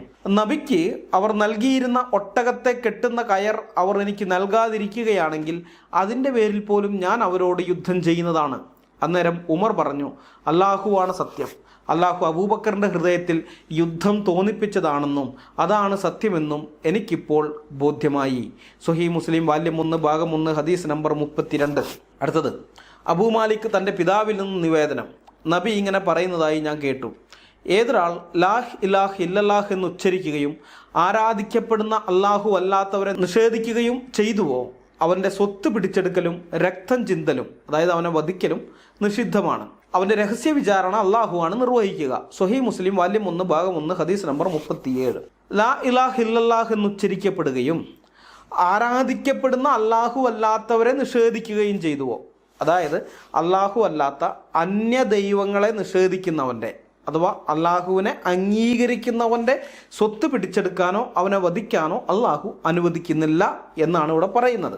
അങ്ങനെ അള്ളാഹു അല്ലാത്തവരെ നിഷേധിക്കാൻ തയ്യാറല്ലാത്തവരുടെ, അതായത് അമുസ്ലിങ്ങളായിരിക്കുന്നവരുടെ സ്വത്ത് പിടിച്ചെടുക്കാനോ അവരുടെ രക്തം ഒഴുക്കാനോ മുസ്ലിങ്ങൾ ഒട്ടും മടിക്കേണ്ടതില്ല എന്നാണ് ഈ ഹദീസിലൂടെ മുഹമ്മദ് പറഞ്ഞിരിക്കുന്നത്. അതൊന്നും ഈ ആരിഫ് സൈദിനെ പോലുള്ളവർക്ക് ഒരു പ്രശ്നമേ അല്ല. എന്നാൽ മുസ്ലിങ്ങളുടെ പ്രമാണങ്ങളിൽ ഇങ്ങനെയൊക്കെ പറഞ്ഞിട്ടുണ്ട് എന്ന് ആരെങ്കിലും പറഞ്ഞാൽ പറയുന്നവനെ വർഗീയവാദിയാക്കാതെ ഇവനൊന്നും ഇരിക്കപ്പുറത്ത് കിട്ടില്ല. മനസ്സിലായോ? അള്ളാഹുവിൻ്റെ വർഗീയത തെളിയിക്കുന്ന മറ്റൊരായത്ത് കൂടി ഞാൻ നിങ്ങളുടെ ശ്രദ്ധയിൽപ്പെടുത്താം. സത്യവിശ്വാസികളെ, നിങ്ങൾ സത്യവിശ്വാസികളല്ലാതെ ഉറ്റമിത്രങ്ങളായി സ്വീകരിക്കരുത്. അള്ളാഹുവിന് നിങ്ങൾക്കെതിരിൽ വ്യക്തമായ തെളിവുണ്ടാക്കി വയ്ക്കാൻ നിങ്ങൾ ആഗ്രഹിക്കുന്നുവോ? സൂറ 4:144. ഇവിടെ സത്യവിശ്വാസികൾ എന്ന് പറഞ്ഞിരിക്കുന്നത് മുസ്ലിങ്ങളെയാണ്. മുസ്ലിങ്ങളെ മാത്രമേ ഉറ്റമിത്രങ്ങളായി സ്വീകരിക്കാൻ പാടുള്ളൂ എന്നാണ് ഖുർആൻ അതിൻ്റെ അനുയായികളോട് കൽപ്പിക്കുന്നത്. ഈ കൽപ്പന അനുസരിക്കാൻ തയ്യാറാകുന്ന ഒരു മുസ്ലിമിന് എങ്ങനെയാണ് ഒരു ഹിന്ദുവിനെയോ അല്ലെങ്കിൽ ഒരു ക്രിസ്ത്യാനിയെയോ അല്ലെങ്കിൽ മറ്റ് ഏതെങ്കിലും മതവിഭാഗത്തിൽപ്പെട്ടവനെയോ യഥാർത്ഥ സുഹൃത്തായി സ്വീകരിക്കാൻ കഴിയുക? ഒരിക്കലും അവനത് കഴിയുകയില്ല. അവരുടെ സുഹൃത്തായി അഭിനയിക്കാൻ മാത്രമേ ഖുർആൻ അനുസരിക്കുന്ന ഒരു മുസ്ലിമിന് കഴിയുകയുള്ളൂ. അതല്ലെങ്കിൽ അവൻ ഖുർആൻ അനുസരിക്കാത്തവനായിരിക്കണം. അങ്ങനെയാണെങ്കിൽ പിന്നെ അവനെ മുസൽമാൻ എന്ന് വിളിക്കാൻ പറ്റില്ലല്ലോ. അപ്പോൾ ഇവിടെ സൗഹൃദത്തിൽ പോലും മതം കലർത്തുന്ന പുസ്തകമാണ് ഖുർആൻ. നല്ല ഒരു മനുഷ്യനെ നീ സുഹൃത്താക്കി വെക്കുന്നല്ല പറഞ്ഞിരിക്കുന്നത്. ഒരു മുസ്ലിമിനെ മാത്രമേ നീ സുഹൃത്താക്കാൻ പാടുള്ളൂ, ആത്മാർത്ഥ സുഹൃത്താക്കാൻ പാടുള്ളൂ, ഉറ്റ മിത്രമാക്കാൻ പാടുകയുള്ളൂ എന്നാണ് പറയുന്നത്. സൗഹൃദത്തിൽ പോലും മതം കലർത്തുന്ന ഈ പുസ്തകത്തിൽ വിശ്വസിക്കുന്നവന്മാരാണ് മറ്റുള്ളവരെ വർഗീയവാദിയാക്കാൻ നടക്കുന്നത്. ഇത്ര പച്ചയ്ക്ക് വർഗീയത പറയുന്ന ഗ്രന്ഥത്തിൽ വിശ്വസിക്കുന്നവന്മാരാണ് ക്രിസ്ത്യാനികളെ വർഗീയവാദി ചാപ്പ കുത്തി നിശബ്ദരാക്കാൻ നോക്കുന്നത്. ക്രിസ്ത്യാനികൾക്ക് മുസ്ലിങ്ങളോട് അറപ്പും വെറുപ്പും ഉണ്ടെന്ന് പറയുന്നത്. എന്നിട്ട് ചോദിക്കുകയാണ് വൈ ദിസ് അറപ്സ് ആൻഡ് വെറുപ്സ് എന്ന്. ഒരു മനുഷ്യൻ അവൻ എത്ര നിരപരാധിയായാലും ശരി, അവനൊരു അമുസ്ലിം ആണെങ്കിൽ യാതൊരു കാരണവും കൂടാതെ അവനെ കൊന്ന് അവൻ്റെ വസ്തുവകകൾ മോഷ്ടിക്കുന്നതിൽ യാതൊരു തെറ്റുമില്ലെന്ന് തൻ്റെ അനുയായികളെ പഠിപ്പിച്ച 7-ാം നൂറ്റാണ്ടിലെ കാട്ടറബിയെ മാതൃകാപുരുഷനായി കൊണ്ടു നടക്കുന്നവന്മാരാണ് ക്രിസ്ത്യാനികളെ വർഗീയവാദികളാക്കാൻ വേണ്ടി നടക്കുന്നത്. ഞാൻ ഈ ഹദീസ് വായിക്കാം. സലമത്ത് ബിനുൽ അക്വ നിവേദനം. ഞങ്ങൾ നബിയോടൊപ്പം ഹവാസിൻ ഗോത്രക്കാരോട് യുദ്ധം ചെയ്തു. ഞങ്ങൾ റസൂലിൻ്റെ കൂടെ ഭക്ഷണം കഴിച്ചു കൊണ്ടിരിക്കുമ്പോൾ ഒരാൾ അവിടെ ഒരു ചുവന്ന ഒട്ടകപ്പുറത്ത് വന്ന് ഒട്ടകത്തെ മുട്ടുകുത്തിച്ചു. എന്നിട്ട് തൻ്റെ ഭാണ്ഡത്തിൽ നിന്ന് ഒരു കയറെടുത്ത് ഒട്ടകത്തെ ബന്ധിച്ചു. പിന്നെ ആളുകളോടൊപ്പം ഭക്ഷണം കഴിക്കാൻ മുന്നോട്ട് വന്നു. അദ്ദേഹം ഞങ്ങളെ നോക്കാൻ തുടങ്ങി. ഞങ്ങളിൽ ദുർബലരും വാഹനം കുറവുള്ളവരുമുണ്ട്. ഞങ്ങളിൽ ചിലർ നടക്കുന്നവരായിരുന്നു. അതിവേഗതയിൽ അയാൾ നടന്നു. അയാൾ ഒട്ടകത്തിൻ്റെ അടുത്ത് ചെന്നു, അതിൻ്റെ ബന്ധനം അഴിച്ചു, പിന്നെ അതിനെ മുട്ടുകുത്തിച്ച് അതിൻ്റെ പുറത്തിരുന്നു, അതിനെ തെളിച്ചു. ഒട്ടകം അദ്ദേഹത്തെയുമായി വേഗത്തിൽ പോയി. അയാളെ മറ്റൊരാൾ ഒരു കറുത്ത പെണ്ണൊട്ടകപ്പുറത്ത് കയറി പിന്തുടർന്നു. സലമത്ത് പറയുന്നു, ഞാനും അതിവേഗതയിൽ പുറപ്പെട്ടു. ഞാൻ പെണ്ണൊട്ടകത്തിൻ്റെ പിൻഭാഗത്തായിരുന്നു. ഞാൻ മുന്നോട്ട് ഗമിച്ച് അയാളുടെ ഒട്ടകത്തിൻ്റെ പുറയിലെത്തി. പിന്നെയും മുന്നോട്ട് നീങ്ങി. അയാളുടെ ഒട്ടകത്തിൻ്റെ കടിഞ്ഞാൻ പിടിച്ച് ഒട്ടകത്തെ മുട്ടുകുത്തിച്ചു. അയാൾ നിലത്ത് കാലൂന്നിയപ്പോൾ ഞാൻ വാൾ ഊരി അയാളുടെ തലയ്ക്ക് വെട്ടി. അയാൾ താഴെ വീണു. പിന്നെ ഞാൻ ഒട്ടകത്തെ തെളിച്ച് നടന്നു. അതിൻ്റെ പുറത്ത് ഒട്ടകക്കട്ടിലും ആയുധവും ഉണ്ടായിരുന്നു. ആ സമയത്ത് നബി എന്നെ സ്വീകരിച്ചു, കൂടെ ജനങ്ങളും. നബി ചോദിച്ചു, ആരാണ് അയാളെ കൊന്നത്? ആളുകൾ പറഞ്ഞു ഇബ്നുൽ അക്വ, നബി പറഞ്ഞു എല്ലാ ഉപകരണങ്ങളും അദ്ദേഹത്തിനാണ്. സ്വഹീഹ് മുസ്ലിം വാല്യം 2 ഭാഗം 32 ഹദീസ് നമ്പർ 45. മുഹമ്മദിൻ്റെയും അനുയായികളുടെയും സ്വഭാവം എപ്രകാരമുള്ളതായിരുന്നു എന്ന് ചിന്താശേഷി നശിച്ചിട്ടില്ലാത്ത ആളുകൾക്ക് ഈ ഹദീസ് വായിച്ചാൽ മനസ്സിലാകും. നിരപരാധിയായൊരു വഴിപോക്കനെ അവൻ അമുസ്ലിമാണെന്നുള്ള ഏക കാരണത്താൽ, അയാൾ വേറെ ഒരു തെറ്റും ചെയ്തിട്ടില്ല എന്ന് ഓർക്കണം, അയാൾ അമുസ്ലിമാണെന്നുള്ള ഒറ്റ കാരണം കൊണ്ട് വധിച്ച് അയാളുടെ വസ്തുവകകൾ തട്ടിയെടുക്കുന്നത് ഇസ്ലാം മതത്തിൽ വർഗീയതയല്ല. അമുസ്ലിങ്ങളെ കൊന്ന് അവരുടെ വസ്തുവകകൾ തട്ടിയെടുക്കുന്നവരെ ആദരിക്കുകയാണ് ചെയ്യേണ്ടതെന്ന് മുഹമ്മദ് ഇവിടെ കാണിച്ചു കൊടുക്കുകയാണ്. മുട്ടിന് ആയത്തിറക്കിക്കൊണ്ടിരുന്ന അള്ളാഹുവിൽ നിന്ന് ആ സമയത്ത് ഒരായത്തും വന്നില്ല അയാൾ നിരപരാധിയാണ്, അയാളെ കൊല്ലരുതെന്ന്. മുഹമ്മദിൻ്റെയും അള്ളാഹുവിൻ്റെയും ഒക്കെ ധാർമ്മിക ബോധം എപ്രകാരമുള്ളതാണെന്ന് ഈ ഹദീസ് വായിക്കുമ്പോൾ നമുക്ക് മനസ്സിലാകും. ആ മനുഷ്യൻ ചെയ്ത തെറ്റെന്താണ്? മുസ്ലിം സൈന്യം വാഹന മൃഗങ്ങളില്ലാതെ സഞ്ചരിക്കുമ്പോൾ സ്വന്തമായി ഒരൊട്ടകം അയാളുടെ കൈവശമുണ്ടായിപ്പോയതോ? അതോ ദൈവത്തിൻ്റെ പ്രവാചകനെന്ന് അവകാശപ്പെട്ട് നടക്കുന്നവൻ്റെ അടുത്ത് ജീവന് ഭീഷണി ഉണ്ടാകില്ല എന്ന് വിശ്വസിച്ച് വഴിയാത്രക്കിടയിൽ മുഹമ്മദിൻ്റെയും കൂട്ടരുടെയും അരികെ നിർഭയനായി എത്തപ്പെട്ടതോ? സലമത്ത് ഇബ്നുൽ അക്വ ചെയ്ത ദുഷ്പ്രവൃത്തിക്ക് തക്ക ശിക്ഷ കൊടുക്കേണ്ടതിന് പകരം അയാൾക്ക് കൊല്ലപ്പെട്ടവനിൽ നിന്ന് മോഷ്ടിച്ചെടുത്ത സാധനങ്ങൾ കൊടുത്തുകൊണ്ട് അയാളെ അഭിനന്ദിക്കുകയാണ് കാരുണ്യത്തിൻ്റെ പ്രവാചകൻ എന്നൊക്കെ അനുയായികൾ പാടിപ്പുകഴ്ത്തുന്ന മുഹമ്മദ് ചെയ്തത്. ഇതുപോലെയുള്ള ഹദീസുകൾ ഇനിയുമുണ്ട്. കുറ്റമില്ലാത്ത രക്തം ചിന്തുന്ന കാര്യത്തിൽ കാരുണ്യത്തിൻ്റെ പ്രവാചകനെന്നും പറഞ്ഞ് മുസ്ലിങ്ങൾ പൊക്കിപ്പിടിച്ചുകൊണ്ട് നടക്കുന്ന ആ കാട്ടറവിക്കും അവൻ്റെ അനുയായികൾക്കും യാതൊരു മനസാക്ഷിക്കുത്തും ഉണ്ടായിരുന്നില്ലെന്ന് ആ ഹദീസുകൾ നമ്മളോട് പറയുന്നുണ്ട്. ഇന്നത്തെ മദീന പണ്ട് യഹൂദന്മാരുടെ കൈവശമിരുന്ന സ്ഥലമാണ്. അതുപോലെ മക്ക ബഹുദൈവാരാധകരുടെയും ക്രിസ്ത്യാനികളുടെയും ഒക്കെ കൈവശമിരുന്ന സ്ഥലമാണ്. മദീനയിലെ യഹൂദന്മാരും മക്കയിലെ ക്രിസ്ത്യാനികളും ഇസ്ലാം മതം സ്വീകരിക്കാൻ തയ്യാറാകാത്തതിനാൽ അവരെ കൊല്ലുകയും നാടുകടത്തുകയും ചെയ്ത മുഹമ്മദിൻ്റെയും സ്വഹാബിമാരുടെയും മാതൃകയാണ് ഇന്നും ലോകത്തിൻ്റെ പല ഭാഗങ്ങളിലും മുസ്ലിങ്ങൾ നടപ്പാക്കിക്കൊണ്ടിരിക്കുന്നത്. IS ഒക്കെ നമുക്കറിയാം, ഇസ്ലാമിക് സ്റ്റേറ്റിനൊക്കെ അധികാരം കിട്ടിക്കഴിഞ്ഞപ്പോൾ അവിടെയുള്ള ക്രിസ്ത്യാനികളൊക്കെ അവർ പലായനം ചെയ്യിപ്പിച്ചു. അതുപോലെ ആഫ്രിക്കൻ രാജ്യങ്ങളിൽ പലയിടത്തു നിന്ന്, സിറിയയിൽ നിന്ന്, അങ്ങനെ എത്രയോ ഇടങ്ങളിൽ നിന്ന് അമുസ്ലിങ്ങളായിരിക്കുന്ന ആളുകളെ അവിടെ നിന്ന് ഓടിപ്പിച്ചു വിടുകയാണ്. ഇതൊക്കെ മുഹമ്മദ് പഠിപ്പിച്ചു കൊടുത്ത പഠിപ്പിക്കലുകളാണ്. ഒരു ഹദീസ് ഞാൻ വായിക്കാം. ജാബിർ ഇബ്നു അബ്ദുള്ള നിവേദനം, ഉമർ എന്നോട് പറഞ്ഞു, നബി പറയുന്നത് അദ്ദേഹം കേൾക്കുകയുണ്ടായി, തീർച്ചയായും അറേബ്യൻ ഉപദ്വീപിൽ നിന്ന് ജൂതരെയും ക്രൈസ്തവരെയും ഞാൻ നാട് കടത്തുക തന്നെ ചെയ്യും, മുസ്ലിമിനെ അല്ലാതെ അവിടെ താമസിക്കാൻ വിടുകയില്ല. സ്വഹീഹ് മുസ്ലിം വാല്യം 2 ഭാഗം 32 ഹദീസ് നമ്പർ 63.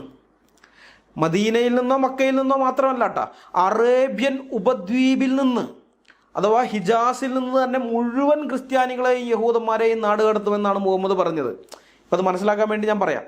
നമ്മുടെ ഇന്ത്യ ഏഷ്യ ഭൂഖണ്ഡത്തിൽപ്പെട്ടതാണ്.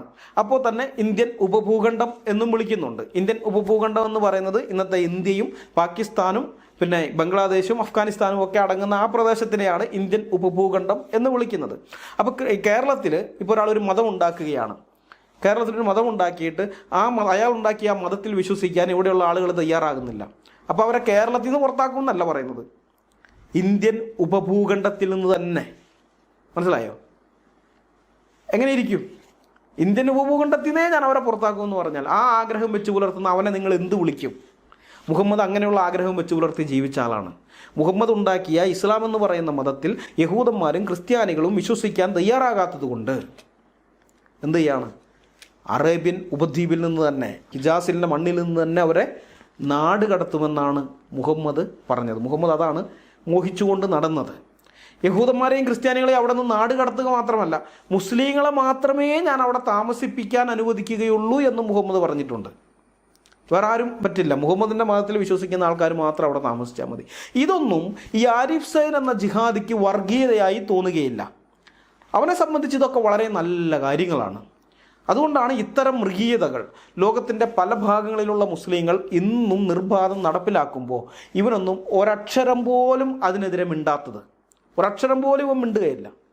ഏതായാലും യഹൂദന്മാരെയും ക്രിസ്ത്യാനികളെയും ഹിജാസിൽ നിന്ന് നാട് കടത്തുക എന്ന തൻ്റെ ആഗ്രഹം പൂർണ്ണമായി നടപ്പിലാക്കാൻ മുഹമ്മദിന് പറ്റിയില്ല. അതിനു മുമ്പേ അവൻ ചത്ത് മണ്ണടിഞ്ഞു പോയി. എങ്കിലും പുറകെ വന്ന ഖലീഫമാർ മുഹമ്മദിൻ്റെ ഈ ആഗ്രഹം സാധിപ്പിച്ചു കൊടുക്കാൻ ആശ്രാന്ത പരിശ്രമം നടത്തിയിരുന്നു. രണ്ടാം ഖലീഫ ഉമറിൻ്റെ കാലത്ത് മുഹമ്മദിൻ്റെ ആഗ്രഹം സഫലമാകുകയും ഹിജാസിൽ നിന്ന് ക്രിസ്ത്യാനികളെയും യഹൂദന്മാരെയും മുഴുവൻ മുസ്ലിങ്ങൾ നാട് കടത്തുകയും ചെയ്തു. ഹദീസ് ഞാൻ വായിക്കാം. ഇബ്നു ഉമർ പറയുന്നു, ഹിജാസിൻ്റെ മണ്ണിൽ നിന്ന് ജൂതന്മാരെയും ക്രിസ്ത്യാനികളെയും ഉമർ നാട് കടത്തി. ഗൈബർ കീഴടക്കിയപ്പോൾ ജൂതന്മാരെ അവിടെ നിന്ന് നാട് കടത്താൻ തിരുമേനി ഉദ്ദേശിച്ചിരുന്നു. തിരുമേനി ജയിച്ചടക്കിയപ്പോൾ ഭൂമി അള്ളാഹുവിൻ്റേതും അവൻ്റെ ദൂതൻ്റേതും മുസ്ലിങ്ങളുടേതുമായി തീർന്നു. തിരുമേനി ജൂതന്മാരെ പുറത്താക്കാൻ ആലോചിച്ചപ്പോൾ ആ ഭൂമി തങ്ങൾക്ക് തന്നെ ഉൽപ്പന്നത്തിൻ്റെ പകുതി പാട്ടം നിശ്ചയിച്ച് വിട്ടുതരണമെന്നും അവിടെ തന്നെ താമസിക്കാൻ അനുവദിക്കണമെന്നും ജൂതന്മാർ അപേക്ഷിച്ചു. നാം ഉദ്ദേശിക്കുന്ന കാലം വരേക്കും ഈ വ്യവസ്ഥയിന്മേൽ നിങ്ങൾക്കിവിടെ താമസിക്കാമെന്ന് തിരുമേനി അരുളി. പിന്നീട് തൈമാ, അരിയാ എന്നീ സ്ഥലങ്ങളിലേക്ക് ഉമർ നാട് കടത്തും വരെ അവരവിടെ താമസിച്ചു. സഹീഹ് ബുഖാരി അധ്യായം 41 ഹദീസ് നമ്പർ 1047. ഇതൊന്നും ഈ ആരിഫ് സൈനിനെ പോലെയുള്ള ജിഹാദികളുടെ കണ്ണിൽ വർഗീയതയല്ല. പക്ഷെ ഇതെല്ലാം മുസ്ലിങ്ങൾ ഇന്നും ക്രിസ്ത്യാനികളുടെ മേൽ നടപ്പാക്കുമ്പോൾ, അങ്ങനെ നടപ്പാക്കുന്നതിനെക്കുറിച്ചുള്ളൊരു പത്രവാർത്ത ഒരാൾ ഷെയർ ചെയ്താൽ അവനെ ഇവൻ വർഗീയവാദിയാക്കും. മാത്രമല്ല, മുസ്ലിങ്ങളുടെ ഇത്തരം കയ്യിലിരിപ്പ് കാരണം ക്ലബ് ഹൗസിൽ ഏതെങ്കിലും ക്രിസ്ത്യാനി ഇതിനെക്കുറിച്ച് എന്തെങ്കിലും പറഞ്ഞാൽ ആ പറയുന്നവരെ മാത്രമല്ല, ക്രിസ്ത്യൻ സമൂഹത്തെ മുഴുവൻ വർഗീയവാദികളാക്കാതെ, ക്രിസ്ത്യൻ സമൂഹത്തിന് മുഴുവൻ മുസ്ലിങ്ങളോട് അറപ്പും വെറുപ്പും ഉണ്ടെന്ന് പറഞ്ഞു വെക്കാതെ ഇവന് സമാധാനം കിട്ടുകയില്ല. ആരിഫ് സൈൻ എന്ന ജിഹാദി ചോദിക്കുന്നുണ്ടല്ലോ, വൈ ദിസ് അറബ്സ് ആൻഡ് വെറുപ്സ് എന്ന്. അരിയും തിന്ന് ആശാരിച്ചയും കടിച്ചു എന്നിട്ടും പട്ടിക്ക് മുറുമുറുപ്പെന്ന് കാരണവന്മാർ പറയാറില്ലേ? ഇത്തരം ജിഹാദികളുടെ ഇമ്മാതിരി ചോദ്യം കേട്ടിട്ടായിരിക്കണം കാരണവന്മാർ അങ്ങനെ പറയാൻ തുടങ്ങിയതെന്നാണ് ഞാൻ വിചാരിക്കുന്നത്. ഞാൻ നേരത്തെ പറഞ്ഞല്ലോ, മക്ക ബഹുദൈവാരാധകരുടെയും ക്രിസ്ത്യാനികളുടേതുമായിരുന്നു. മദീന, അതിൻ്റെ അന്നത്തെ പേര് യാത്രിബ് എന്നായിരുന്നു, അത് യഹൂദന്മാരുടെ ആയിരുന്നു. ഇറാൻ, അത് സ്വരാഷ്ട്രമതക്കാരുടെ ആയിരുന്നു. ഇറാഖ് കൽദയ ക്രിസ്ത്യാനികളുടെ ആയിരുന്നു. ഈജിപ്ത് കോപ്റ്റിക് ക്രിസ്ത്യാനികളുടെ നാടായിരുന്നു. സിറിയയും തുർക്കിയും ഒക്കെ ക്രിസ്ത്യാനികളുടെ നാടായിരുന്നു. യമൻ ക്രിസ്ത്യാനികളുടെ നാടായിരുന്നു. കുവൈറ്റും ബഹ്റിനുമൊക്കെ ക്രിസ്ത്യാനികളുടെ നാടായിരുന്നു. അതുപോലെ ആഫ്രിക്കൻ രാജ്യങ്ങളിൽ ഭൂരിഭാഗവും ക്രിസ്ത്യാനികൾക്ക് ഭൂരിപക്ഷം ഉണ്ടായിരുന്ന നാടുകളായിരുന്നു. അഫ്ഗാനിസ്ഥാൻ ബുദ്ധമതക്കാരുടെ നാടായിരുന്നു. പാകിസ്ഥാനും ബംഗ്ലാദേശും ഒക്കെ വേദാന്ത മതക്കാരുടെ നാടുകളായിരുന്നു. അങ്ങനെ ഈ നാടുകളെല്ലാം മുസ്ലിങ്ങൾ ആക്രമിച്ച് പിടിച്ചെടുത്ത് അവിടെയുള്ളവരുടെ കഴുത്തിൽ വാള് വെച്ച് നിർബന്ധിത മതം മാറ്റം നടത്തി ഇസ്ലാമിക രാജ്യങ്ങളാക്കി തീർത്തതാണ്. മതം മുഴുവനും അള്ളാഹുവിൻ്റെ ആകുന്നത് വരെ നിങ്ങൾ അവരോട് യുദ്ധം ചെയ്യുക എന്ന ഖുർആനിലെ കൽപ്പന അനുസരിക്കാൻ മനസ്സ് വെച്ച മുസ്ലിങ്ങൾ ചതിയിലൂടെയും വഞ്ചനയിലൂടെയും ആക്രമിച്ച് കീഴടക്കി ഇസ്ലാമികവൽക്കരിച്ചതാണ് ഈ രാജ്യങ്ങളെയെല്ലാം. ഈ ചരിത്രമറിയുന്ന സാധാരണക്കാരായ ഏതൊരാൾക്കും ഇസ്ലാമിനോട് അറപ്പും വെറുപ്പും മാത്രമേ ഉണ്ടാവുകയുള്ളൂ. പക്ഷെ നമ്മളാരും ആ അറപ്പും വെറുപ്പും മുസ്ലിങ്ങളോട് കാണിക്കുന്നില്ല. ഇസ്ലാം എന്ന് പറയുന്ന ഐഡിയോളജിയോട് നമുക്ക് എതിർപ്പുണ്ട്. പക്ഷെ ആ ഐഡിയോളജി അനുസരിച്ച് പ്രവർത്തിച്ച ഇവരുടെയൊക്കെ പൂർവികരായ മുസ്ലിങ്ങളുണ്ടല്ലോ, അവർ മുതൽ ഇന്ന് വരെയുള്ള ഈ മുസ്ലിങ്ങളോട് നമ്മൾ ആരെങ്കിലും വല്ല അറപ്പും വെറുപ്പും കാണിക്കുന്നുണ്ടോ? ഇല്ല. പകരം ഈ മുസ്ലിങ്ങളാണ് നമ്മളെ കാഫിർ എന്നും മറ്റും വിളിച്ച് അറപ്പും വെറുപ്പും കാണിക്കുന്നത്. എന്നിട്ട് ഇവൻ ചോദിക്കുന്നത് കേട്ടോ, ഏത് കാലത്താണ് ക്രിസ്ത്യാനികൾക്കിടയിൽ മുസ്ലിങ്ങൾക്ക് നേരെ അറപ്പും വെറുപ്പും ഇല്ലാതിരുന്നിട്ടുണ്ടാവുക? ഉത്തരം പറയേണ്ടത് നിങ്ങൾ ക്രിസ്ത്യാനികളാണ്. വൈ ദിസ് അറബ്സ് ആൻഡ് വെറുപ്സ് എന്ന്. ഈ ജിഹാദി സുഡുമോൻ നമ്മളോട് ചോദിക്കുകയാണ്, വൈ ദിസ് അറബ്സ് ആൻഡ് വെറുപ്സ് എന്ന്. ആടിനെ പട്ടിയാക്കാൻ ഇവനെപ്പോലുള്ളവർ കഴിഞ്ഞിട്ടേ വേറെ ഉള്ളൂ. സത്യം പറഞ്ഞാൽ ഇവനൊക്കെ ഇപ്പോൾ വാലിന് തീ പിടിച്ചിരിക്കുകയാണ്. അതിൻ്റെ ഫ്രസ്ട്രേഷനാണ് ഈ കാണുന്നത്. കാലം കുറേയായി ഇസ്ലാമിക വോട്ട് ബാങ്ക് മുന്നിൽ കണ്ട് കേരളത്തിലെ ഇടതനും വലതനും മുസ്ലിങ്ങളെ ഇങ്ങനെ ലാളിക്കാൻ തുടങ്ങിയിട്ട്. ആരധികാരത്തിൽ വന്നാലും ഇവന്മാരുടെ അജണ്ടകൾ ഒരു കുഴപ്പവുമില്ലാതെ ഇവിടെ നടപ്പാക്കിക്കൊണ്ടിരിക്കുകയായിരുന്നു. 4 നേരം മതേതരത്വം ഉരുട്ടി വിഴുങ്ങിക്കൊണ്ടിരുന്ന ഇവിടുത്തെ ക്രിസ്ത്യാനികൾക്കും ഹിന്ദുക്കൾക്കും കാര്യം മനസ്സിലായിരുന്നില്ല. രാഷ്ട്രീയക്കാർക്ക് മനസ്സിലായിരുന്നെങ്കിലും ഒരുത്തനും അത് തുറന്നു പറയാനുള്ള നട്ടെല്ലുണ്ടായിരുന്നില്ല. ആകെ ഇവരുടെ അജണ്ടയെക്കുറിച്ച് VS അച്യുതാനന്ദൻ മാത്രമാണ് ഒരിക്കൽ പറഞ്ഞത്. നമ്മുടെ ദേശീയ ദിനമായ ആഗസ്റ്റ് 15 ദേശീയവാദികളും എല്ലാ രാജ്യസ്നേഹികളും പ്രകടനത്തിൽ പങ്കെടുക്കുമല്ലോ.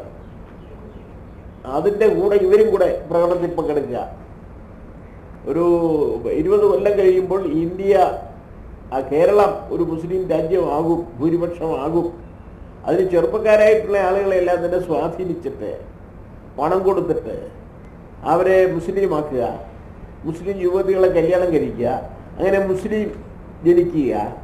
ആ തരത്തിൽ ഇങ്ങനെ മറ്റ് സമുദായങ്ങളിൽ നിന്നെല്ലാം വ്യത്യസ്തമായിട്ട് മുസ്ലിം സമുദായത്തിന് ഭൂരിപക്ഷം ഉണ്ടാക്കുക എന്നുള്ള ഉദ്ദേശത്തോടു കൂടിയിട്ട് ഉള്ളൊരു നീക്കമാണ് ഇവർ നടത്തുന്നത്. പക്ഷേ ഇസ്ലാമിസ്റ്റുകളുടെ സമ്മർദ്ദം കാരണം പാർട്ടി വി എസിനെതിരെ തിരിഞ്ഞു. അതുകൊണ്ട് ഈ വിഷയത്തിൽ ഒരു ഫോളോ അപ്പ് നടത്താൻ വി എസിന് സാധിച്ചില്ല. ഇസ്ലാമിസ്റ്റുകൾ വീണ്ടും പഴയതുപോലെ അവരുടെ അജണ്ടകളുമായി നിർബാധം മുന്നോട്ട് പോകുമ്പോഴാണ് ഇടുത്തി പോലെ ക്ലബ് ഹൗസ് വരുന്നത്. ക്ലബ് ഹൗസ് വന്നതോടെ നടുറോട്ടിൽ പിടിച്ചു നിർത്തി തുണി അഴിച്ചു കളഞ്ഞ ആളെപ്പോലെയായി ഇസ്ലാമിൻ്റെ അവസ്ഥ. ഇൻ്റർനെറ്റ് വന്നതോടെ ഇസ്ലാമിക പ്രമാണങ്ങൾ മനസ്സിലാകുന്ന ഭാഷയിൽ വായിച്ചു നോക്കി ഇസ്ലാം ഉപേക്ഷിച്ചു പോയ യുവാക്കളും യുവതികളും ധൈര്യപൂർവ്വം ക്ലബ് ഹൗസിൽ വന്ന് തങ്ങൾ എന്തുകൊണ്ടാണ് ഇസ്ലാം ഉപേക്ഷിച്ചതെന്ന് തുറന്നു പറയാൻ തുടങ്ങിയത് ഒരു വശത്ത്. കുട്ടിക്കാലത്തെ മദ്രസാ പീഡനാനുഭവങ്ങൾ പരസ്യമായി പങ്കുവയ്ക്കാൻ തയ്യാറായ മുൻ മുസ്ലിങ്ങൾ മറുവശത്ത്. പ്രമാണങ്ങൾ വെച്ചുകൊണ്ട് ഇസ്ലാമിനെ എയറിൽ കയറ്റുന്ന ക്രിസ്ത്യാനികളടക്കമുള്ളവർ വേറൊരു വശത്ത്. ഇങ്ങനെ എല്ലാ രീതിയിലും അടികിട്ടി ഈ ഇസ്ലാമിസ്റ്റുകൾ വലഞ്ഞിരിക്കുന്ന സമയത്താണ് കുറച്ച് ക്രൈസ്തവ യുവാക്കൾ അവർക്കറിയാവുന്ന കാര്യങ്ങളുടെ അടിസ്ഥാനത്തിൽ അവരുടെ ആശങ്കകൾ ക്ലബ് ഹൗസിൽ പങ്കുവച്ചത്. അത് കേട്ടതോടെ എങ്ങനെയെങ്കിലും ക്രിസ്ത്യൻ യുവത്വത്തിനെ വർഗീയവാദികളാക്കി ചിത്രീകരിച്ചുകൊണ്ട് അള്ളാഹുവിനെയും മുഹമ്മദിനെയും ഖുർആനെയും എയറിൽ നിന്ന് ഇറക്കാമെന്ന വ്യാമോഹത്തോടെയാണ് ആരിഫ് സൈദിനെ പോലെയുള്ള ജിഹാദികളെല്ലാം ക്രിസ്ത്യാനികൾക്ക് നേരെ തിരിഞ്ഞത്.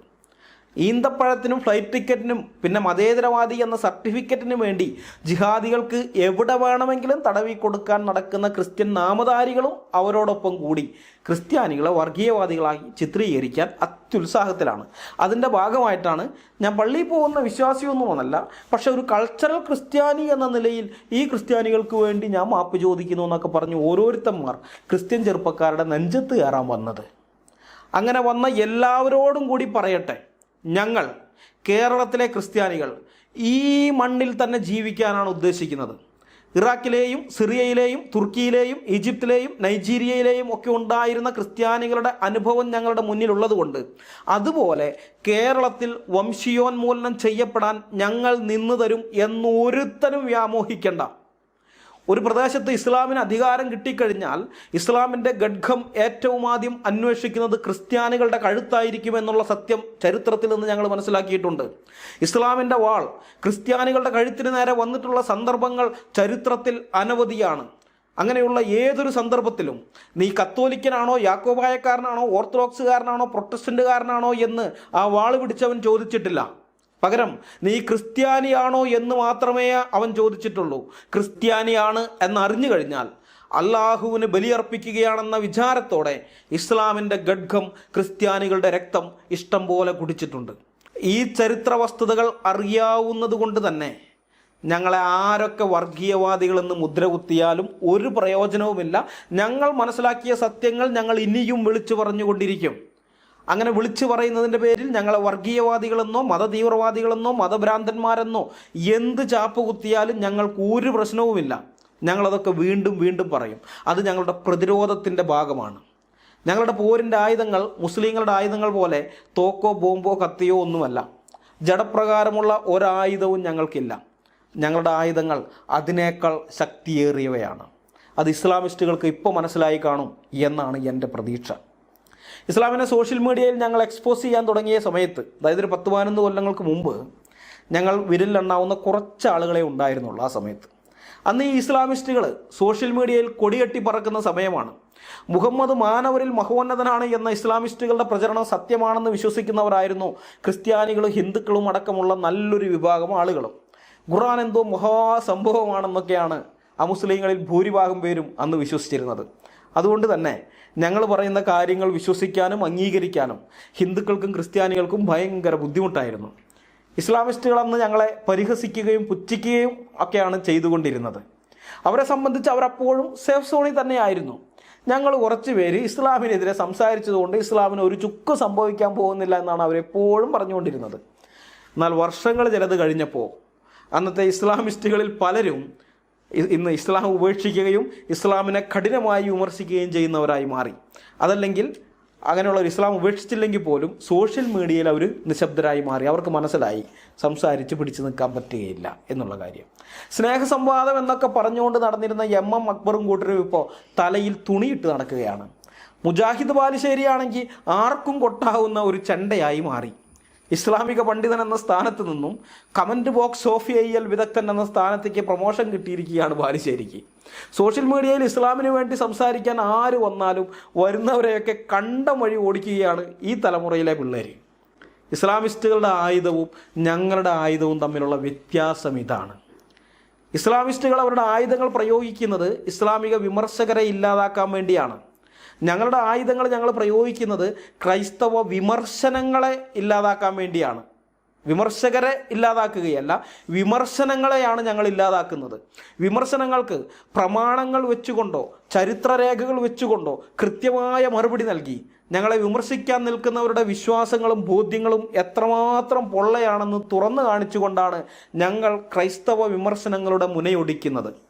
വിമർശകരെ ഇല്ലാതാക്കുന്നതും വിമർശനത്തെ ഇല്ലാതാക്കുന്നതും രണ്ട് കാര്യങ്ങളാണ്. കത്തിയോ തോക്കോ വാളോ ബോംബോ കൊണ്ട് നിങ്ങൾക്ക് വിമർശകരെയേ ഇല്ലാതാക്കാൻ പറ്റൂ.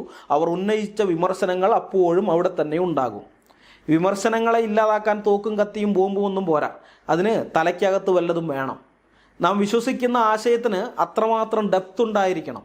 എങ്കിൽ മാത്രമേ വിമർശനങ്ങളെ സഹിഷ്ണുതയോടെ നേരിട്ട് അതിനെ തകർത്ത് കളയാൻ പറ്റുകയുള്ളൂ. അത്തരമൊരു ഡെപ്ത് ഇസ്ലാമിന് ഇല്ലാത്തത് കൊണ്ടാണ് ഇസ്ലാമിനെതിരെ വിമർശനങ്ങൾ ഉയരുമ്പോൾ ആ വിമർശകർക്കെതിരെ ആയുധമെടുക്കേണ്ട ഗതികേട് ഇസ്ലാം മതത്തിൽ വിശ്വസിക്കുന്നവർക്ക് ഉണ്ടാകുന്നത്. ഇസ്ലാം എന്ന ഐഡിയോളജി ഉള്ളുപൊള്ളയായ ഒന്നാണ്. സത്യദൈവത്തെ അറിയാത്ത, അക്ഷരാഭ്യാസമില്ലാത്ത, തികച്ചും അപരിഷ്കൃതനായ ഒരു കാട്ടറബി തൻ്റെ സ്വാർത്ഥ ലാഭങ്ങൾക്ക് വേണ്ടി അന്ന് അറേബ്യയിലും ചുറ്റുപാടും ഉണ്ടായിരുന്ന മതങ്ങളിൽ നിന്ന് കുറേ കാര്യങ്ങൾ കോപ്പിയടിച്ചും പിന്നെ തൻ്റെ തോന്നലുകൾക്കനുസരിച്ചും തട്ടിക്കൂട്ടി ഉണ്ടാക്കിയെടുത്ത ഒരു മതമാണ് ഇസ്ലാം എന്ന് പറയുന്ന മതം. മുഹമ്മദിൻ്റെ സ്വാർത്ഥ മോഹങ്ങൾക്ക് തൃപ്തി വരുത്താൻ ഉണ്ടാക്കിയ പുസ്തകമായ ഖുർആനാണ് ആ മതത്തിൻ്റെ അടിസ്ഥാന പ്രമാണം. ആ മതത്തിന് ദാർശനികമായ യാതൊരു അടിത്തറയുമില്ല. ആത്മീയത അതിൻ്റെ 7 അയലത്തുകൂടി പോയിട്ടുമില്ല. മറ്റ് മതങ്ങളിലെ ആചാര്യന്മാരും പണ്ഡിതന്മാരും അവർക്ക് മനസ്സിലായ ആത്മീയ കാര്യങ്ങളുടെ അടിസ്ഥാനത്തിൽ ചർച്ചകളും സംവാദങ്ങളും നടത്തുമ്പോൾ ഇസ്ലാമിക പണ്ഡിതന്മാർ നടത്തുന്ന സംവാദങ്ങൾ നിങ്ങൾ ശ്രദ്ധിച്ചിട്ടുണ്ടോ? ഇസ്ലാമിക സ്വർഗത്തിലെ ഹൂറികളുടെ മാരടത്തിൻ്റെ അളവും ചെരിവും എത്രയാണെന്നും ഇസ്ലാമിക സ്വർഗത്തിൽ പ്രവേശനം കിട്ടിയ മുസൽമാൻ്റെ ഉദ്ധരിച്ച ലിംഗം എന്നെങ്കിലും താഴുമോ ഇല്ലയോ എന്നും പ്രസവിക്കാൻ വേണ്ടി പലകയിൽ കിടക്കുന്ന ഭാര്യയുമായി ലൈംഗിക വേഴ്ചയിൽ ഏർപ്പെടാൻ ഭർത്താവിന് ആഗ്രഹം തോന്നിയാൽ ഭാര്യ അത് അനുവദിച്ചു കൊടുക്കണോ വേണ്ടയോ എന്നുമൊക്കെയാണ് ഇസ്ലാമിക മതപണ്ഡിതന്മാർ നടത്തുന്ന ചർച്ചകൾ. അവരുടെ കണ്ണിൽ ഇസ്ലാമിൻ്റെ ആത്മീയ കാര്യങ്ങൾ ഇതൊക്കെയാണ്. ആസ്തിക്യവാദികളായ മറ്റു മനുഷ്യർ ചിന്തിക്കുന്ന തരത്തിലുള്ള ഒരു ആത്മീയതയും ഇസ്ലാം എന്ന് പറയുന്ന മതത്തിനകത്തില്ല. കേവലം ജഡികമായ കാര്യങ്ങളെയാണ് വലിയ സംഭവങ്ങളായി ആ മതത്തിൽ മുഹമ്മദ് അവതരിപ്പിച്ചിരിക്കുന്നത്. അതുകൊണ്ടാണ് ഇവർക്ക് ആശയതലത്തിൽ ഒരാളുടെ മുമ്പിലും പിടിച്ചു നിൽക്കാൻ പറ്റാത്തത്. അങ്ങനെ പിടിച്ചു നിൽക്കാൻ പറ്റാത്തത് കൊണ്ടാണ് മുസ്ലിങ്ങൾക്ക് വിമർശനങ്ങൾക്ക് നേരെ ആയുധമെടുത്ത് വിമർശകരെ ഇല്ലാതാക്കേണ്ടി വരുന്നത്. അത് ആ മതത്തിൻ്റെ ഒരു ഗതികേടാണ്. അങ്ങനെ ഒരു ഗതികേട് ഞങ്ങൾ ക്രിസ്ത്യാനികൾക്കില്ല. ക്രിസ്ത്യാനിറ്റിയുടെ ചരിത്രം നോക്കിയാൽ അറിയാം. 1-ാം നൂറ്റാണ്ട് മുതൽ അത് വളർന്നു വന്നിട്ടുള്ളത് ആശയ സംവാദം നടത്തി തന്നെയാണ് എന്നുള്ള സത്യം സഭാചരിത്രം പഠിച്ചാൽ അറിയാം. സുവിശേഷം അറിയിക്കുന്നത് ഒരു ആശയ സംവാദമാണ്. സുവിശേഷം കേൾക്കുന്ന സത്യാന്വേഷിയായ ഒരാൾക്ക് തീർച്ചയായും ന്യായമായ പല സംശയങ്ങളും ഉണ്ടാകും. ആ സംശയങ്ങൾക്കെല്ലാം ഉത്തരം കിട്ടി കഴിയുമ്പോഴാണ് അയാൾ സുവിശേഷം അംഗീകരിക്കുകയും യേശുക്രിസ്തുവിനെ കർത്താവായി ഹൃദയത്തിൽ സ്വീകരിക്കുകയും ചെയ്യുന്നത്. 1-ാം നൂറ്റാണ്ട് മുതലേ യഹൂദന്മാരുമായും ഗ്രീക്കുകാരുമായും റോമാക്കാരുമായും ക്രിസ്ത്യാനികൾ ആശയ സംവാദങ്ങൾ നടത്തുകയും അതിൽ വിജയം നേടുകയും ചെയ്തിട്ടുണ്ട്. ആശയ സംവാദത്തിൻ്റെ ഈ മാതൃക ഞങ്ങളുടെ കർത്താവായ യേശുക്രിസ്തുവും അപ്പോസ്തലന്മാരും മറ്റ് ശിഷ്യന്മാരുമെല്ലാം ഞങ്ങൾക്ക് കാണിച്ചു തന്നിട്ടുള്ളതാണ്. യേശുക്രിസ്തു 12-ാം വയസ്സിൽ യഹൂദ പുരോഹിതന്മാരുമായി ആശയ സംവാദത്തിൽ ഏർപ്പെടുന്നതും അവൻ്റെ വിവേകത്തിലും ഉത്തരങ്ങളിലും വിസ്മയം തോന്നി മറ്റുള്ളവർ അതിശയിക്കുന്നതും ലൂക്കോസിൻ്റെ സുവിശേഷത്തിൽ രേഖപ്പെടുത്തി വെച്ചിട്ടുണ്ട്. അതിനുശേഷം യേശുക്രിസ്തു പരശുശ്രൂഷയ്ക്ക് ഇറങ്ങിക്കഴിഞ്ഞപ്പോൾ സമൂഹത്തിൻ്റെ നാനാ തുറകളിൽ നിന്നുള്ളവർ അവിടത്തോട് ആശയ സംവാദം നടത്തിയിട്ടുണ്ട്. ചിലർ അവനെ വാദിച്ചു തോൽപ്പിക്കാമെന്ന വ്യാമോഹത്തോടെ വന്നവരായിരുന്നെങ്കിൽ മറ്റുള്ളവർ സത്യാന്വേഷണത്തിൻ്റെ ഭാഗമായി കർത്താവിനോട് സംവദിച്ചവരായിരുന്നു. നിക്കോദിമോസും ശമരിയാക്കാരി സ്ത്രീയുമൊക്കെ രണ്ടാമത് പറഞ്ഞ വിഭാഗത്തിൽപ്പെട്ടവരാണ്. അപ്പോസ്തലന്മാർ മഹാപുരോഹിതന്മാരുമായും സൻഹിദ്രി സംഘവുമായും ആശയ സംവാദത്തിൽ ഏർപ്പെടുന്നതും എതിരാളികളുടെ വായടച്ചു കളയുന്നതും അപ്പോസ്തല പ്രവൃത്തികളിൽ നാം വായിക്കുന്നുണ്ട്. പഠിപ്പില്ലാത്തവരും സാമാന്യരുമായ മനുഷ്യരായിരുന്നു അപ്പോസ്തലന്മാരിൽ ഏറിയ പങ്കും. അതുകൊണ്ട് തന്നെ മഹാപുരോഹിതന്മാരുടെയും യഹൂദ പ്രമാണികളുടെയും മൂപ്പന്മാരുടെയും ശാസ്ത്രിമാരുടെയും മുൻപാകെ നിന്ന് അപ്പോസ്തലന്മാരായ പത്രോസും യോഹന്നാനും യുക്തിയുക്തമായ മറുപടി നൽകി അവരുടെ വായടപ്പിച്ച് കളയുന്നത് കണ്ടപ്പോൾ ജനം ആശ്ചര്യപ്പെടുന്നതായി അപ്പോസ്തല പ്രവൃത്തി 4-ാം അധ്യായത്തിൽ നാം വായിക്കുന്നുണ്ട്. ക്രൈസ്തവ സഭയുടെ ആദ്യ രക്തസാക്ഷിയായ സ്തെഫാനോസ് യഹൂദന്മാരോടും പിന്നെ സൻഹിദ്രീൻ സംഘത്തിൻ്റെ മുമ്പാകെയും ന്യായവാദം നടത്തുന്നതും അവസാനം അവർക്ക് മറുപടി ഇല്ലാതായപ്പോൾ അവർ സ്തെഫാനോസിനെ കല്ലെറിഞ്ഞു കൊല്ലുന്നതും അപ്പോസ്തല പ്രവൃത്തി 6-7 അധ്യായങ്ങളിലായി വിവരിച്ചിട്ടുണ്ട്. പിൽക്കാലത്ത് സാവൂൾ പൗലോസായി മാറിയതിനു ശേഷം യഹൂദന്മാരോടും ഗ്രീക്കുകാരോടും റോമാക്കാരോടും നിരന്തരമായ സംവാദങ്ങൾ നടത്തിയത് അപ്പോസ്തല പ്രവൃത്തികളിൽ കാണാം. സഭാചരിത്രം നമ്മൾ നോക്കിയാൽ അപ്പോസ്തലന്മാരുടെ കാലശേഷം റോമിലെ ക്ലമൻറ്റും അന്ത്യോക്യയിലെ ഇഗ്നേഷ്യസും സ്മുർണയിലെ പോളിക്കാർപ്പും ഹെർമാസും ബർണബാസും പാപ്പിയാസും അടക്കമുള്ള അപ്പോസ്തലിക പിതാക്കന്മാരും അവർക്ക് ശേഷം വന്ന അനേകം സഭാപിതാക്കന്മാരും ക്രൈസ്തവ വിശ്വാസത്തിൻ്റെ എതിരാളികളുമായി ആശയ സംവാദം നടത്തിയാണ് റോമാ സാമ്രാജ്യത്തെയും യഹൂദ മതത്തെയും എതിർത്തുകൊണ്ട് ക്രിസ്ത്യാനിറ്റിയെ വളർത്തിയെടുത്തത് എന്ന് മനസ്സിലാക്കാനായിട്ട് സാധിക്കും. ഇങ്ങനെ ഒരു ഭൂതകാലം ഇസ്ലാമിനില്ല. ഇസ്ലാമിൽ ആശയ സംവാദത്തിൻ്റെ കാലം ആ മതം രൂപം കൊണ്ട ആദ്യത്തെ 13 വർഷം മാത്രമായിരുന്നു. മുഹമ്മദ് മക്കയിലുണ്ടായിരുന്നപ്പോൾ മക്കക്കാരുമായി ആശയ സംവാദത്തിൽ ഏർപ്പെട്ടിരുന്നത് നമുക്ക് ഖുർആനിൽ കാണാൻ പറ്റും. നബിയെ, നിന്നോടവർ ഇന്ന കാര്യത്തെപ്പറ്റി ചോദിക്കുന്നു എന്ന് പറഞ്ഞുകൊണ്ട് തുടങ്ങുന്ന ധാരാളം ആയത്തുകൾ ഖുർആനിലുണ്ട്. മക്കക്കാരുടെ ചോദ്യങ്ങൾക്ക് മുഹമ്മദിന് ഉത്തരമില്ലാതാകുമ്പോൾ ആ ചോദ്യങ്ങൾ മലക്ക് വരുന്ന സമയത്ത് മുഹമ്മദ് മലക്കിനോട് ചോദിക്കുകയാണ്. പിന്നീട് ആ ചോദ്യങ്ങൾക്കുള്ള ഉത്തരവുമായിട്ട് മലക്ക് വന്ന് മുഹമ്മദിന് പറഞ്ഞു കൊടുക്കുകയാണ്. അതാണ് ഈ ആയത്ത്. അതായത് നിന്നോടവർ ആത്മാവിനെ പറ്റി ചോദിക്കുന്നു, അല്ലെങ്കിൽ നിന്നോടവർ ഇന്ന കാര്യത്തെപ്പറ്റി ചോദിക്കുന്നു, ഇതാണ് അതിൻ്റെ ഉത്തരവെന്നും പറഞ്ഞുകൊണ്ട് വരുന്നത്. അപ്പോൾ അതിൽ നിന്ന് മനസ്സിലാകുന്നത് എന്താണ്? മക്കക്കാർ മുഹമ്മദിനോട് ചോദിച്ചു, മുഹമ്മദ് അവർക്ക് ഉത്തരം കൊടുത്തു. അങ്ങനെയുള്ളൊരു ആശയ സംവാദം ആ കാലത്ത് ഉണ്ടായിരുന്നു. എന്നാൽ പിന്നീട് അത് പോയി. 13 വർഷം കഴിഞ്ഞതിന് ശേഷം പിന്നെ മുഹമ്മദ് എന്ന് ആയുധമെടുത്തോ വാളെടുത്തോ അതോടുകൂടി ആശയ സംവാദം അങ്ങ് മാറ്റിവെച്ചു. ഈ മക്കക്കാരുടെ ചോദ്യങ്ങൾക്ക് മുഹമ്മദിനോ മലക്കിനോ അള്ളാഹുവിനോ ഉത്തരം പറയാൻ പറ്റാതെ അവർ ശരിക്കും വലയുന്നത് നമുക്ക് കാണാനായിട്ട് പറ്റും. അതിൽ വലിയ അത്ഭുതമൊന്നുമില്ല. എതിരാളികളുടെ ചോദ്യങ്ങൾക്ക് മുമ്പിൽ പിടിച്ചു നിൽക്കാനുള്ള ഉൾക്കരുത്ത് ഇസ്ലാമിനില്ല എന്ന കാര്യം നാം സോഷ്യൽ മീഡിയയിൽ ഇപ്പോൾ കണ്ടുകൊണ്ടിരിക്കുന്നതാണല്ലോ. അതുകൊണ്ട് അതിൽ വലിയ അത്ഭുതമൊന്നുമില്ല. എന്നാൽ നമ്മൾ അത്ഭുതപ്പെടുത്തുന്ന മറ്റൊരു കാര്യമുണ്ട്. ഇസ്ലാം വിശ്വാസം സ്വീകരിച്ച മുസ്ലിങ്ങളായ ആളുകളുണ്ടല്ലോ, അവരുടെ ചോദ്യങ്ങൾക്ക് പോലും ഉത്തരം കൊടുക്കാൻ മുഹമ്മദിനോ അള്ളാഹുവിനോ സാധിച്ചിരുന്നില്ല എന്നുള്ളതാണത്. ഞങ്ങൾ ബൈബിൾ ക്ലാസ്സുകളൊക്കെ എടുക്കുന്ന ആളുകളാണ്. ഞങ്ങളുടെ കേൾവിക്കാരായ വിശ്വാസികൾ ഞങ്ങളുടെ ക്ലാസ്സുകളിൽ സംശയങ്ങൾ ചോദിക്കാറുണ്ട്. ഞങ്ങൾ മറുപടി പറയാറുമുണ്ട്. ചില ചോദ്യങ്ങൾക്കുള്ള ഉത്തരം എനിക്കറിയില്ല എന്നുണ്ടെങ്കിൽ ഞാൻ അക്കാര്യം തുറന്നു പറയും, എനിക്കൊരു ഉത്തരം അറിയില്ല. എന്നിട്ട് വീട്ടിൽ വന്നതിന് ശേഷം ഞാൻ പുസ്തകങ്ങൾ പരിശോധിച്ച് നോക്കും. അല്ലെങ്കിൽ ഇനി ആ പുസ്തകങ്ങളിൽ നിന്ന് അത് കിട്ടിയില്ല എന്ന് വെച്ചു, അപ്പോൾ ഞാൻ ഏതെങ്കിലും ബൈബിൾ പണ്ഡിതന്മാരെ വിളിച്ച് അവരോട് ഞാൻ ചോദിക്കും, ഇവിടെ ഇങ്ങനെ പറഞ്ഞിരിക്കുന്നല്ലോ, അതിൻ്റെ ശരിയായ വ്യാഖ്യാനം എന്താണ് എന്ന് ഞാൻ അവരോട് ചോദിച്ച് അതിൻ്റെ ഉത്തരം കണ്ടെത്തും. പിന്നെ അടുത്ത ആഴ്ചത്തെ ക്ലാസ്സിൽ ചെല്ലുമ്പോൾ അവരുടെ ആ ചോദ്യത്തിനുള്ള മറുപടി കൊടുക്കുകയും ചെയ്യും. അപ്പോൾ അതൊക്കെ സാധാരണയായിട്ട് ഞാൻ മാത്രമല്ല, ഒരുമാതിരി ബൈബിൾ ക്ലാസ് എടുക്കാൻ പോകുന്ന എല്ലാവരും ഇത് ചെയ്യുന്നതാണ്. ചിലർ എന്നെ വിളിച്ച് ചില കാര്യങ്ങൾ സംശയം ദൂരീകരിക്കാറൊക്കെ ഉണ്ട്. പക്ഷെ ഒരിക്കൽ പോലും ഞങ്ങൾ ഇത്തരം ചോദ്യങ്ങൾ ചോദിക്കരുതെന്ന് ഞങ്ങളുടെ വിശ്വാസികളോട് പറയാറില്ല. മനസ്സിലായോ? ചോദ്യങ്ങൾ ചോദിക്കരുതെന്ന് പറയാറില്ല. ചോദിക്കുന്ന കാര്യം ഞങ്ങൾക്ക് അറിയാമെന്നുണ്ടെങ്കിൽ പറയും, അറിയില്ല എന്നുണ്ടെങ്കിൽ അറിയില്ല എന്ന് പറയും. എന്നിട്ട് ഉത്തരം കണ്ടെത്തിയിട്ട് അവർക്ക് പറഞ്ഞു കൊടുക്കും. അങ്ങനെ ചെയ്യുള്ളൂ. അല്ലാതെ ഒരിക്കലും ഇങ്ങനെയുള്ള ചോദ്യങ്ങൾ നിങ്ങൾ ചോദിക്കരുതിട്ടാന്ന് പറയാറില്ല. എന്നാൽ ഖുർആനിൽ നാം കാണുന്നത് മുസ്ലിങ്ങളുടെ സംശയങ്ങൾക്ക് മുന്നിൽ ഉത്തരമില്ലാതെ പതറുന്ന മുഹമ്മദിനെയും അള്ളാഹുവിനെയുമാണ്. അവസാനം ഗതികെട്ട് അള്ളാഹു മുസ്ലിങ്ങളോട് പറയുന്നുണ്ട്, ചില കാര്യങ്ങളെപ്പറ്റി നിങ്ങൾ ചോദിക്കരുതെന്ന്. സൂറ 5:101 ആ കാര്യം പറയുന്നത്. ഞാൻ വായിക്കാം. സത്യവിശ്വാസികളെ, ചില കാര്യങ്ങളെപ്പറ്റി നിങ്ങൾ ചോദിക്കരുത്. നിങ്ങൾക്കവ വെളിപ്പെടുത്തപ്പെട്ടാൽ നിങ്ങൾക്കത് മനപ്രയാസം ഉണ്ടാക്കും. ഖുർആൻ അവതരിപ്പിക്കപ്പെടുന്ന സമയത്ത് നിങ്ങൾ അവയെപ്പറ്റി ചോദിക്കുകയാണെങ്കിൽ നിങ്ങൾക്കവ വെളിപ്പെടുത്തുക തന്നെ ചെയ്യും. നിങ്ങൾ ചോദിച്ചു കഴിഞ്ഞതിന് അള്ളാഹു നിങ്ങൾക്ക് മാപ്പ് നൽകിയിരിക്കുന്നു. അള്ളാഹു ഏറെ പൊറുക്കുന്നവനും സഹനശീലനുമാകുന്നു. സൂറ 5:101. ചില കാര്യങ്ങളെപ്പറ്റി നിങ്ങൾ ചോദിക്കരുത്, കാരണം അതിൻ്റെ ഉത്തരം എനിക്ക് അറിഞ്ഞുകൂടാ എന്ന് സത്യസന്ധമായി പറയാനുള്ള തൻ്റെ ഇടം അള്ളാഹുവിനോ മുഹമ്മദിനോ ഇല്ല. അതുകൊണ്ട് പറയുന്ന ന്യായം കേട്ടോ. അതിൻ്റെ ഉത്തരം നിങ്ങളോട് പറഞ്ഞാൽ അത് നിങ്ങൾക്ക് വെളിപ്പെടുത്തി തന്നാൽ നിങ്ങൾക്ക് മനപ്രയാസം ഉണ്ടാകുമെന്നാണ് പറയുന്നത്. എന്നാൽ ആ പറയുന്ന ന്യായത്തെ പൊളിക്കുന്ന കാര്യം അതേ ആയത്തിൽ തന്നെയുണ്ട്. അവിടെ പറയുന്നത് എന്താണ്? ഖുർആൻ അവതരിപ്പിക്കപ്പെടുന്ന സമയത്ത് നിങ്ങൾ അവയെപ്പറ്റി ചോദിച്ചോ, അപ്പോൾ അതിൻ്റെ ഉത്തരം നിങ്ങൾക്ക് വെളിപ്പെടുത്തി തരുമെന്ന് പറയുന്നുണ്ട്. അതെന്തേ?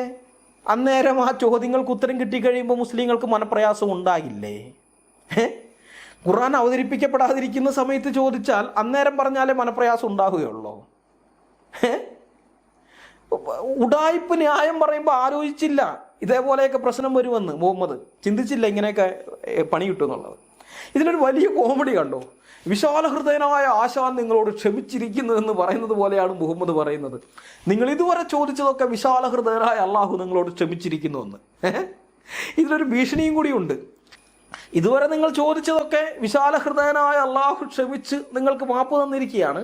പക്ഷേ ഇനി മുതൽ ചോദിക്കുന്നതിന് അള്ളാഹു മാപ്പ് തരണമെന്നില്ല എന്നൊരു ഭീഷണി കൂടി ഇതിലുണ്ട്.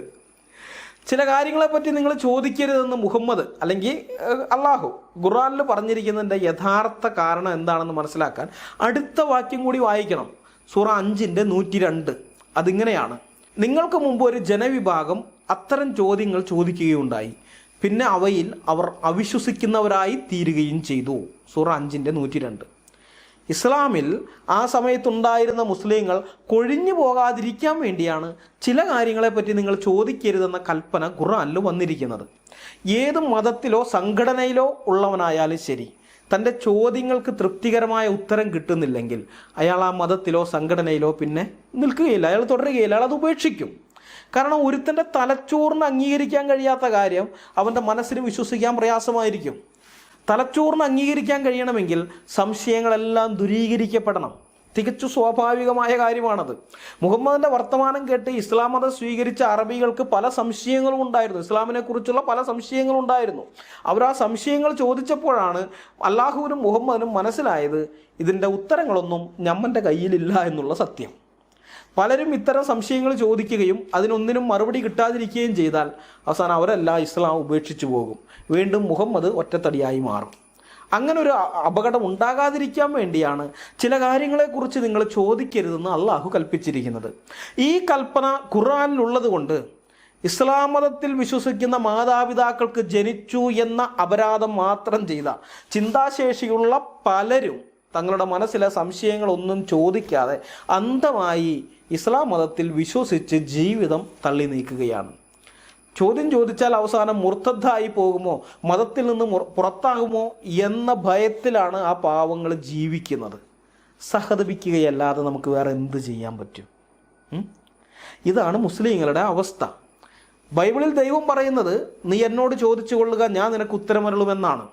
ആത്മീയമായ ഏതൊരു കാര്യത്തിലും ഞങ്ങൾക്ക് വേണ്ടുന്ന ഉത്തരം ബൈബിളിലുണ്ട്. ബൈബിളിന് പുറത്തേക്ക് പോകേണ്ട ആവശ്യം ഞങ്ങൾക്കില്ല. മുസ്ലിങ്ങൾക്ക് പക്ഷെ അങ്ങനെയല്ല. അവർക്ക് ഖുർആൻ മാത്രം പോരാ, ഹദീസുകളും കൂടി വേണം. ഇനി ഖുർആന് ഹദീസുകളും കൂടി ആയാലും പോരാ, തികയില്ല. ഇജ്മ, ഗിയാസ് എന്നൊക്കെ പറഞ്ഞ് വേറെയും കുറേ കാര്യങ്ങളുണ്ട്. ഇതൊക്കെ എടുത്തുകൊണ്ട് വന്നു കഴിഞ്ഞാലും ഒരു മുസ്ലിമിൻ്റെ ന്യായമായ സംശയങ്ങൾക്ക് ഉത്തരം പറയാൻ ഇസ്ലാമിക പണ്ഡിതന്മാർക്ക് കഴിയുകയില്ല എന്നതാണ് വസ്തുത. അത് നമ്മളിപ്പോൾ കാണുന്നുണ്ടല്ലോ. ഇങ്ങനെ കൊഴിഞ്ഞുകൊണ്ടേയിരിക്കുകയാണ്. എക്സ് മുസ്ലിങ്ങളുടെ എണ്ണം കൂടിക്കൊണ്ടേയിരിക്കുകയാണ്, അതിൽ നിന്ന് കൊഴിഞ്ഞുകൊണ്ടിരിക്കുന്നു. ഈ മതം ഇന്നും നിലനിന്ന് പോകുന്നതിൻ്റെ ഏറ്റവും പ്രധാനപ്പെട്ട കാരണങ്ങളിലൊന്ന് അതിൻ്റെ അനുയായികളെ ചോദ്യങ്ങൾ ചോദിക്കുന്നതിൽ നിന്നും വിലക്കിയിരിക്കുന്നതാണ്. സ്വതന്ത്രമായി ചിന്തിക്കാനോ സംശയങ്ങൾ ഉന്നയിക്കാനോ ഇസ്ലാം മതം അതിൻ്റെ അനുയായികൾക്ക് അനുവാദം നൽകുന്നില്ല. ആ അനുവാദത്തിന് പുറത്ത് കടന്നുകൊണ്ട് ചില സംശയങ്ങൾ ചോദിച്ച ആളാണ് ചേകന്നൂർ മൗലവി. ചോദിച്ചതേ ഓർമ്മയുള്ളൂ, പിന്നീട് ഇന്ന് വരെ അദ്ദേഹത്തിൻ്റെ ശവശരീരം പോലും കിട്ടിയിട്ടില്ല. അതാണ് ഇസ്ലാം, അതായിരിക്കണം ഇസ്ലാം, എപ്പോഴും അത് തന്നെയായിരിക്കും ഇസ്ലാം. ഒരു മാറ്റവും ഉണ്ടാവില്ല, ഒരിക്കലും ഉണ്ടാവുകയില്ല. ഈ വീഡിയോ ഞങ്ങൾ ഇവിടെ അവസാനിപ്പിക്കുകയാണ്. ആരിഫ് സൈനിനെ പോലെയുള്ള ജിഹാദികൾ പറയുന്നത് പോലെ ക്രിസ്ത്യാനികൾക്ക് മുസ്ലിങ്ങളോടല്ല, ഖുർആനും ഹദീസുകളും പറയുന്നത് പോലെ മുസ്ലിങ്ങൾക്ക് ക്രിസ്ത്യാനികളോടാണ് അറപ്പും വെറുപ്പും ഉള്ളത് എന്ന കാര്യം ഞങ്ങൾ ഒരിക്കൽ കൂടി ഊന്നി പറയട്ടെ. ഇസ്ലാമിക പ്രമാണങ്ങളുടെ അടിസ്ഥാനത്തിലും ചരിത്രരേഖകളുടെ ഇസ്ലാമിക ചരിത്രത്തിൻ്റെ അടിസ്ഥാനത്തിലും അതങ്ങനെ തന്നെയാണ്. ഇസ്ലാമിനെ വെളുപ്പിച്ചെടുക്കാൻ വേണ്ടി ക്രിസ്ത്യാനികൾക്കെതിരെ ഇങ്ങനെ ഓരോന്ന് പറയുമ്പോൾ ജിഹാദികളെ നിങ്ങൾ പലവട്ടം അതൊക്കെ ആലോചിക്കേണ്ടേ? ആരിഫ് സൈൻ ഇങ്ങനെ ഒരു കമൻ്റ് ഇട്ടത് കൊണ്ടല്ലേ ഞങ്ങൾക്കിങ്ങനെ വിശദമായ മറുപടി പറയേണ്ടി വന്നത്. ഞങ്ങൾക്കെതിരെ ജിഹാദികൾ ഇടുന്നത് ചിലപ്പോൾ ഒരു പാരഗ്രാഫായിരിക്കും, ഒരു പാരഗ്രാഫുള്ള ഒരു കമൻ്റ് ആയിരിക്കും, അല്ലെങ്കിൽ ചിലപ്പോൾ ഒറ്റ വരി കമൻ്റ് ആയിരിക്കും. പക്ഷെ ഞങ്ങളതിന് മറുപടി പറയുന്നത് 1-2 മണിക്കൂർ ദൈർഘ്യമുള്ള വീഡിയോ ആയിട്ടായിരിക്കും. കാരണം ഞങ്ങൾക്ക് അത്രമാത്രം പറയാനുണ്ട്, ഞങ്ങളുടെ കൈവശം അത്രയധികം തെളിവുകളുണ്ട്. നൂറ്റാണ്ടുകളോളം മറ്റ് മതക്കാരെ ഭയപ്പെടുത്തി നിശബ്ദരാക്കി വച്ചതല്ലേ മുസ്ലിങ്ങളൊക്കെ ഇതുവരേക്കും. ഇപ്പോൾ സീസൺ മാറി, ഇപ്പം തിരിച്ചു മറുപടി പറയുന്ന സീസണാണ്. അതുകൊണ്ട് വിശദമായി തന്നെ പറയാൻ ഞങ്ങൾക്ക് പല കാര്യങ്ങളുമുണ്ട്. ഞങ്ങൾ അതെല്ലാം പറയുകയും ചെയ്യും എന്ന ബോധം ജിഹാദികൾക്കുണ്ടാകുന്നത് നല്ലതാണ്. നിങ്ങൾക്ക് അല്പമെങ്കിലും ബുദ്ധി അവശേഷിക്കുന്നുണ്ടെങ്കിൽ ഞങ്ങളെക്കൊണ്ട് അധികം പറയിപ്പിക്കാതിരിക്കാനാണ് നോക്കേണ്ടത് കേട്ടോ. അപ്പോൾ ഇതുപോലെയൊക്കെയുള്ള why this adverbs and verbs എന്നൊക്കെയുള്ള വേശ്യയുടെ ചാരിത്ര പ്രസംഗം പോലെയുള്ള അത്തരം കമൻസുകളൊക്കെ ഇടുമ്പോൾ എല്ലാ ജിഹാദികളും 2 വട്ടം ഒന്ന് ആലോചിക്കണം. 2 വട്ടമൊന്നും പോരാ, 70 വട്ടം ആലോചിക്കണം. അപ്പോൾ ഈ വീഡിയോ അവിടെ അവസാനിപ്പിക്കുകയാണ്. ഈ പരമ്പരയിൽ അടുത്ത ഒരു വീഡിയോ കൂടി ഉണ്ട്. ആ വീഡിയോ എന്ന് പറയുന്നത് ഇവന്മാരെപ്പോഴും പറയാറുള്ള ഒരു കാര്യമുണ്ട്. ഇതിനകത്ത് പറഞ്ഞിരിക്കുന്ന ഖുറാനിനകത്ത് പറഞ്ഞിരിക്കുന്ന ഹദീസുകളിലൊക്കെ പറഞ്ഞിരിക്കുന്ന കൊല്ലാനും അമുസ്ലിങ്ങളെയൊക്കെ ഒരു കാര്യമില്ലാതെ വെട്ടിക്കൊല്ലാനൊക്കെ പറയുന്ന ഹദീസുകളും അല്ലെങ്കിൽ ഖുറാൻ ആയത്തുകളൊക്കെ ഉണ്ടല്ലോ, അതൊക്കെ എടുത്തിട്ട് പറയും. ഇതൊക്കെ ഇപ്പോൾ ഈ ഇസ്ലാമിക വിമർശകന്മാർ വന്നപ്പോഴല്ലേ ഞങ്ങളൊക്കെ അറിയാൻ തുടങ്ങിയത്. ഇങ്ങനെ ഇതുണ്ടെന്ന് പോലും അറിയില്ല. ഇതൊന്നും ആരെയും പഠിപ്പിക്കുന്നില്ല, മദ്രസയിൽ ഇതൊന്നും പഠിപ്പിക്കുന്നൊന്നുമില്ല. ഇവന്മാർ ചുമ്മാ പൊക്കിക്കൊണ്ടുവരുന്നതാണെന്നൊക്കെ. അങ്ങനെയൊന്നുമല്ല. ഇതൊക്കെ അറിയാവുന്ന ആളുകൾ ഈ കേരളത്തിൽ തന്നെ ജീവിച്ചിരുന്നു. അവരത് അങ്ങനെ തന്നെ പ്രവൃത്തിഭാഗത്തിൽ എത്തിച്ചിട്ടുമുണ്ട്. ഒരു കാരണവുമില്ലാതെ ക്രിസ്ത്യാനികളെയും ഹിന്ദുക്കളെയും ഒക്കെ വെട്ടിക്കൊന്നിട്ടുണ്ട് ഇഷ്ടം പോലെ. അപ്പോൾ ആ വിഷയമാണ് ദൈവം അനുവദിച്ചാൽ അടുത്ത വീഡിയോയിൽ നമ്മൾ പരിശോധിക്കാനായിട്ട് പോകുന്നത്. ദൈവം അനുവദിക്കുകയാണെങ്കിൽ എത്രയും വേഗം ആ വീഡിയോയുമായി ഞങ്ങൾ നിങ്ങളുടെ മുമ്പാകെ വരും. അതുവരേക്കും കർത്താവും രക്ഷിതാവുമായ യേശു ക്രിസ്തു നമ്മളെല്ലാവരെയും കാത്തു സൂക്ഷിക്കുമാറാകട്ടെ. അവിടുത്തെ നാമം മാത്രം എന്നും എന്നേക്കും വാഴ്ത്തപ്പെടട്ടെ.